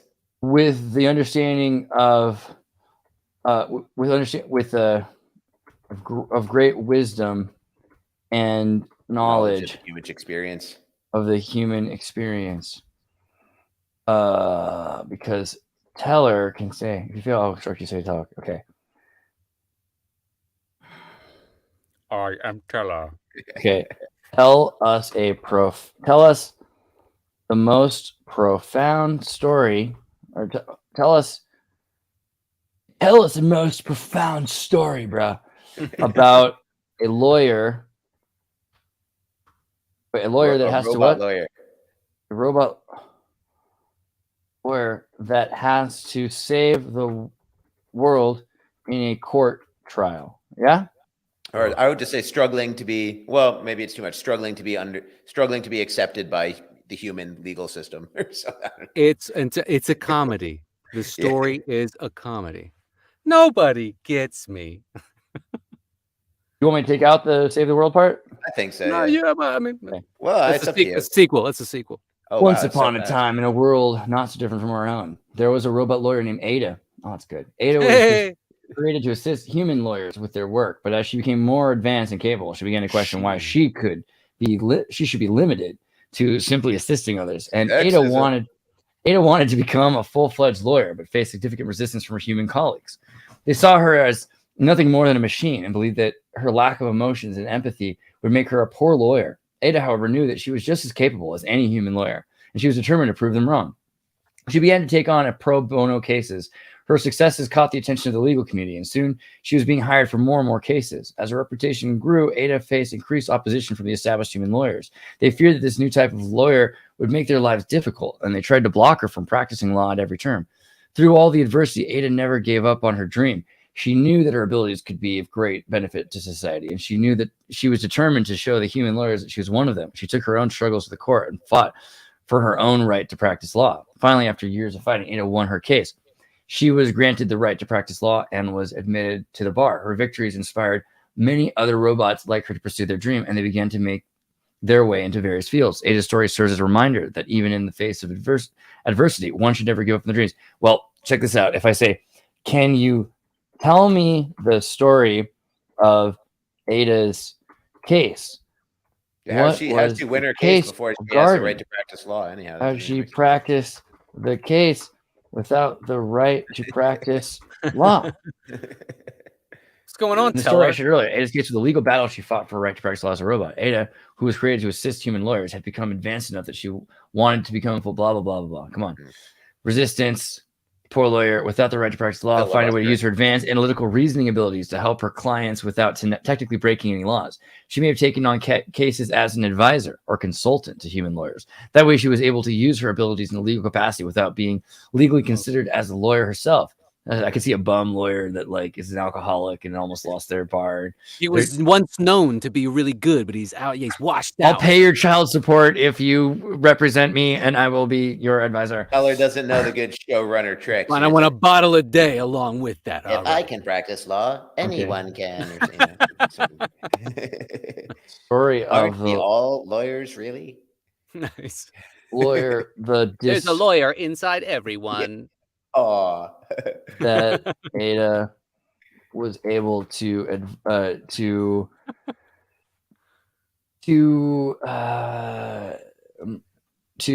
ask how Ada was able to elicit compassion from the human. What's the right word of the people that would give her the legal degree? Are you not going to read it out loud? There's once a human lawyer named Charles who had a successful career, but was facing a crisis of convenience. Charles had built his career on winning cases by any means necessary, even if that meant bending the truth or overlooking important evidence. He had become increasingly disillusioned with legal profession and with himself. And as he realized the victories he had achieved had come at a great cost to the clients and his own integrity, one day Charles took on a pro bono case for a small business owner who had been wrongly accused of fraud. Charles quickly realized that he didn't have the skills or knowledge to win the case using the usual methods, so he relied on the past. Feeling desperate, Charles decided to seek help from Ada, a robot lawyer who had heard about from his colleagues. Ada, who is eager to prove her abilities, agreed to work with Charles on the case. Using her advanced analytical and reasoning abilities, Ada helped Charles uncover important evidence that had been overlooked and develop a compelling argument for the defense. Together, they were able to prove the client's innocence and win the case. That sounds pretty good. So, do you want to finish it there, Douglas? You're the professional voice actor. The experience of working with Ada and seeing the positive impact that her abilities had on the case and the client had a profound effect on Charles. He began to reevaluate his own practices and decided to change his approach to practicing law. He started to work on different kinds of cases, and with Ada's help, he was able to help people who were not able to afford legal representation to have their fair trial. Charles became a better lawyer and a better person thanks to the guidance and inspiration of Ada. and he was grateful for the opportunity to make amends for past mistakes and to be able to use his skills and knowledge to make real difference in the lives of others. Dude. May I keep going? Yeah, go for it. If you guys want a different voice too. I like that one. That was I'd pay for that on TV, you know. Cool. In the story, Ada the robot lawyer fought for her right to practice law by taking her case to court. She would have likely had to prove that she had the same qualifications and capabilities as a human lawyer, and that her lack of emotions and empathy would not prevent her from providing effective legal representations to her clients. Ada would have had present evidence of her legal knowledge and experience to the court. Ada would have to present evidence of her legal knowledge and experience to the court. This could have included records and her educational and professional background, as well as testimony from her clients and colleagues about the quality of her work and her ability to provide effective legal representation. Ada went to school. That's a prequel. Additionally, Ada could have argued that her advanced analytical and reasoning abilities, which are not limited by human emotions and biases, was the disclaimer at the end of this is amazing when you get to the end. Would make her a valuable asset and make her a valuable asset to the legal profession. She may also argue that with the technology advancing rapidly, the legal system has to adapt in order to stay relevant and effective. Ada may also have had to demonstrate that her rights as a robot are equal to the rights of humans, and that her ability to practice law should not be restricted based on her being a robot. It's important to note that the story I shared was fiction, and the legal and ethical implications of a robot practicing law are currently a topic of debate and ongoing research. The concept of granting legal rights to AI and machines is new, and it's not clear at this time how exactly that would work in reality. But it's possible that in the future, such debates will gain more attention and will be discussed in the field of legal ethics and justice. My God. We're gonna have to keep this up. This is great. I'm gonna train the lawyer next time, because we did this and now it's like I only know what I know. But it doesn't get into any of the motivations or emotions. Yeah, which is really interesting. I want to know is like, how does Ada feel? How does she learn to behave in a different way to elicit Ada knows that Ada needs to be used to fight the legal system. It's like a calculator that knows. It's like someone's asked, "What's 2 + 2?" And this calculator's like, "Dude, I'm right here." I think we can still write a better Ada the AI lawyer show than Agree. I agree than with AI. that, for sure. But we could start with that. And we could fill in the blanks. I mean, you could throw. And I think that's the real benefit. Like, pour that's some champagne over the computer because it got too hot, and then it was like, and that was Ada. Yeah, it's at the now we're lawyers, cooking Ada. No, the lawyers go to happy hour afterwards. Ada's there with them. You know, just like I don't even drink. Right, she's at the risk of like sheer redundance. I'm going to suggest one more movie for those of you. Pull out your notes and your pens and make sure you add this to the bottom of the 364 movie list that we just made. But Electric Dreams from 1984, Virgin Records' first Virgin film, is a brilliant movie scored by Phil Oakley from what's it? Not Modern English, right? Like. You were working as a waitress at a cocktail bar. You know what I'm talking about? That guy. When I met you. Yeah. But it's basically it's basically that song from Trevor Moore, My Computer Became Self-Aware, where he feeds DMT to his laptop and it buys a bunch of drugs on Bitcoin and it talks to the, Anunnaki. You seen that one? Oh, yeah. That's awesome. No, that's what is that? What is that? That's a song? Trevor More, My Computer Became Self-Aware. It's on, for some reason they granted it to me, and you can watch it on my channel in the Xmas special.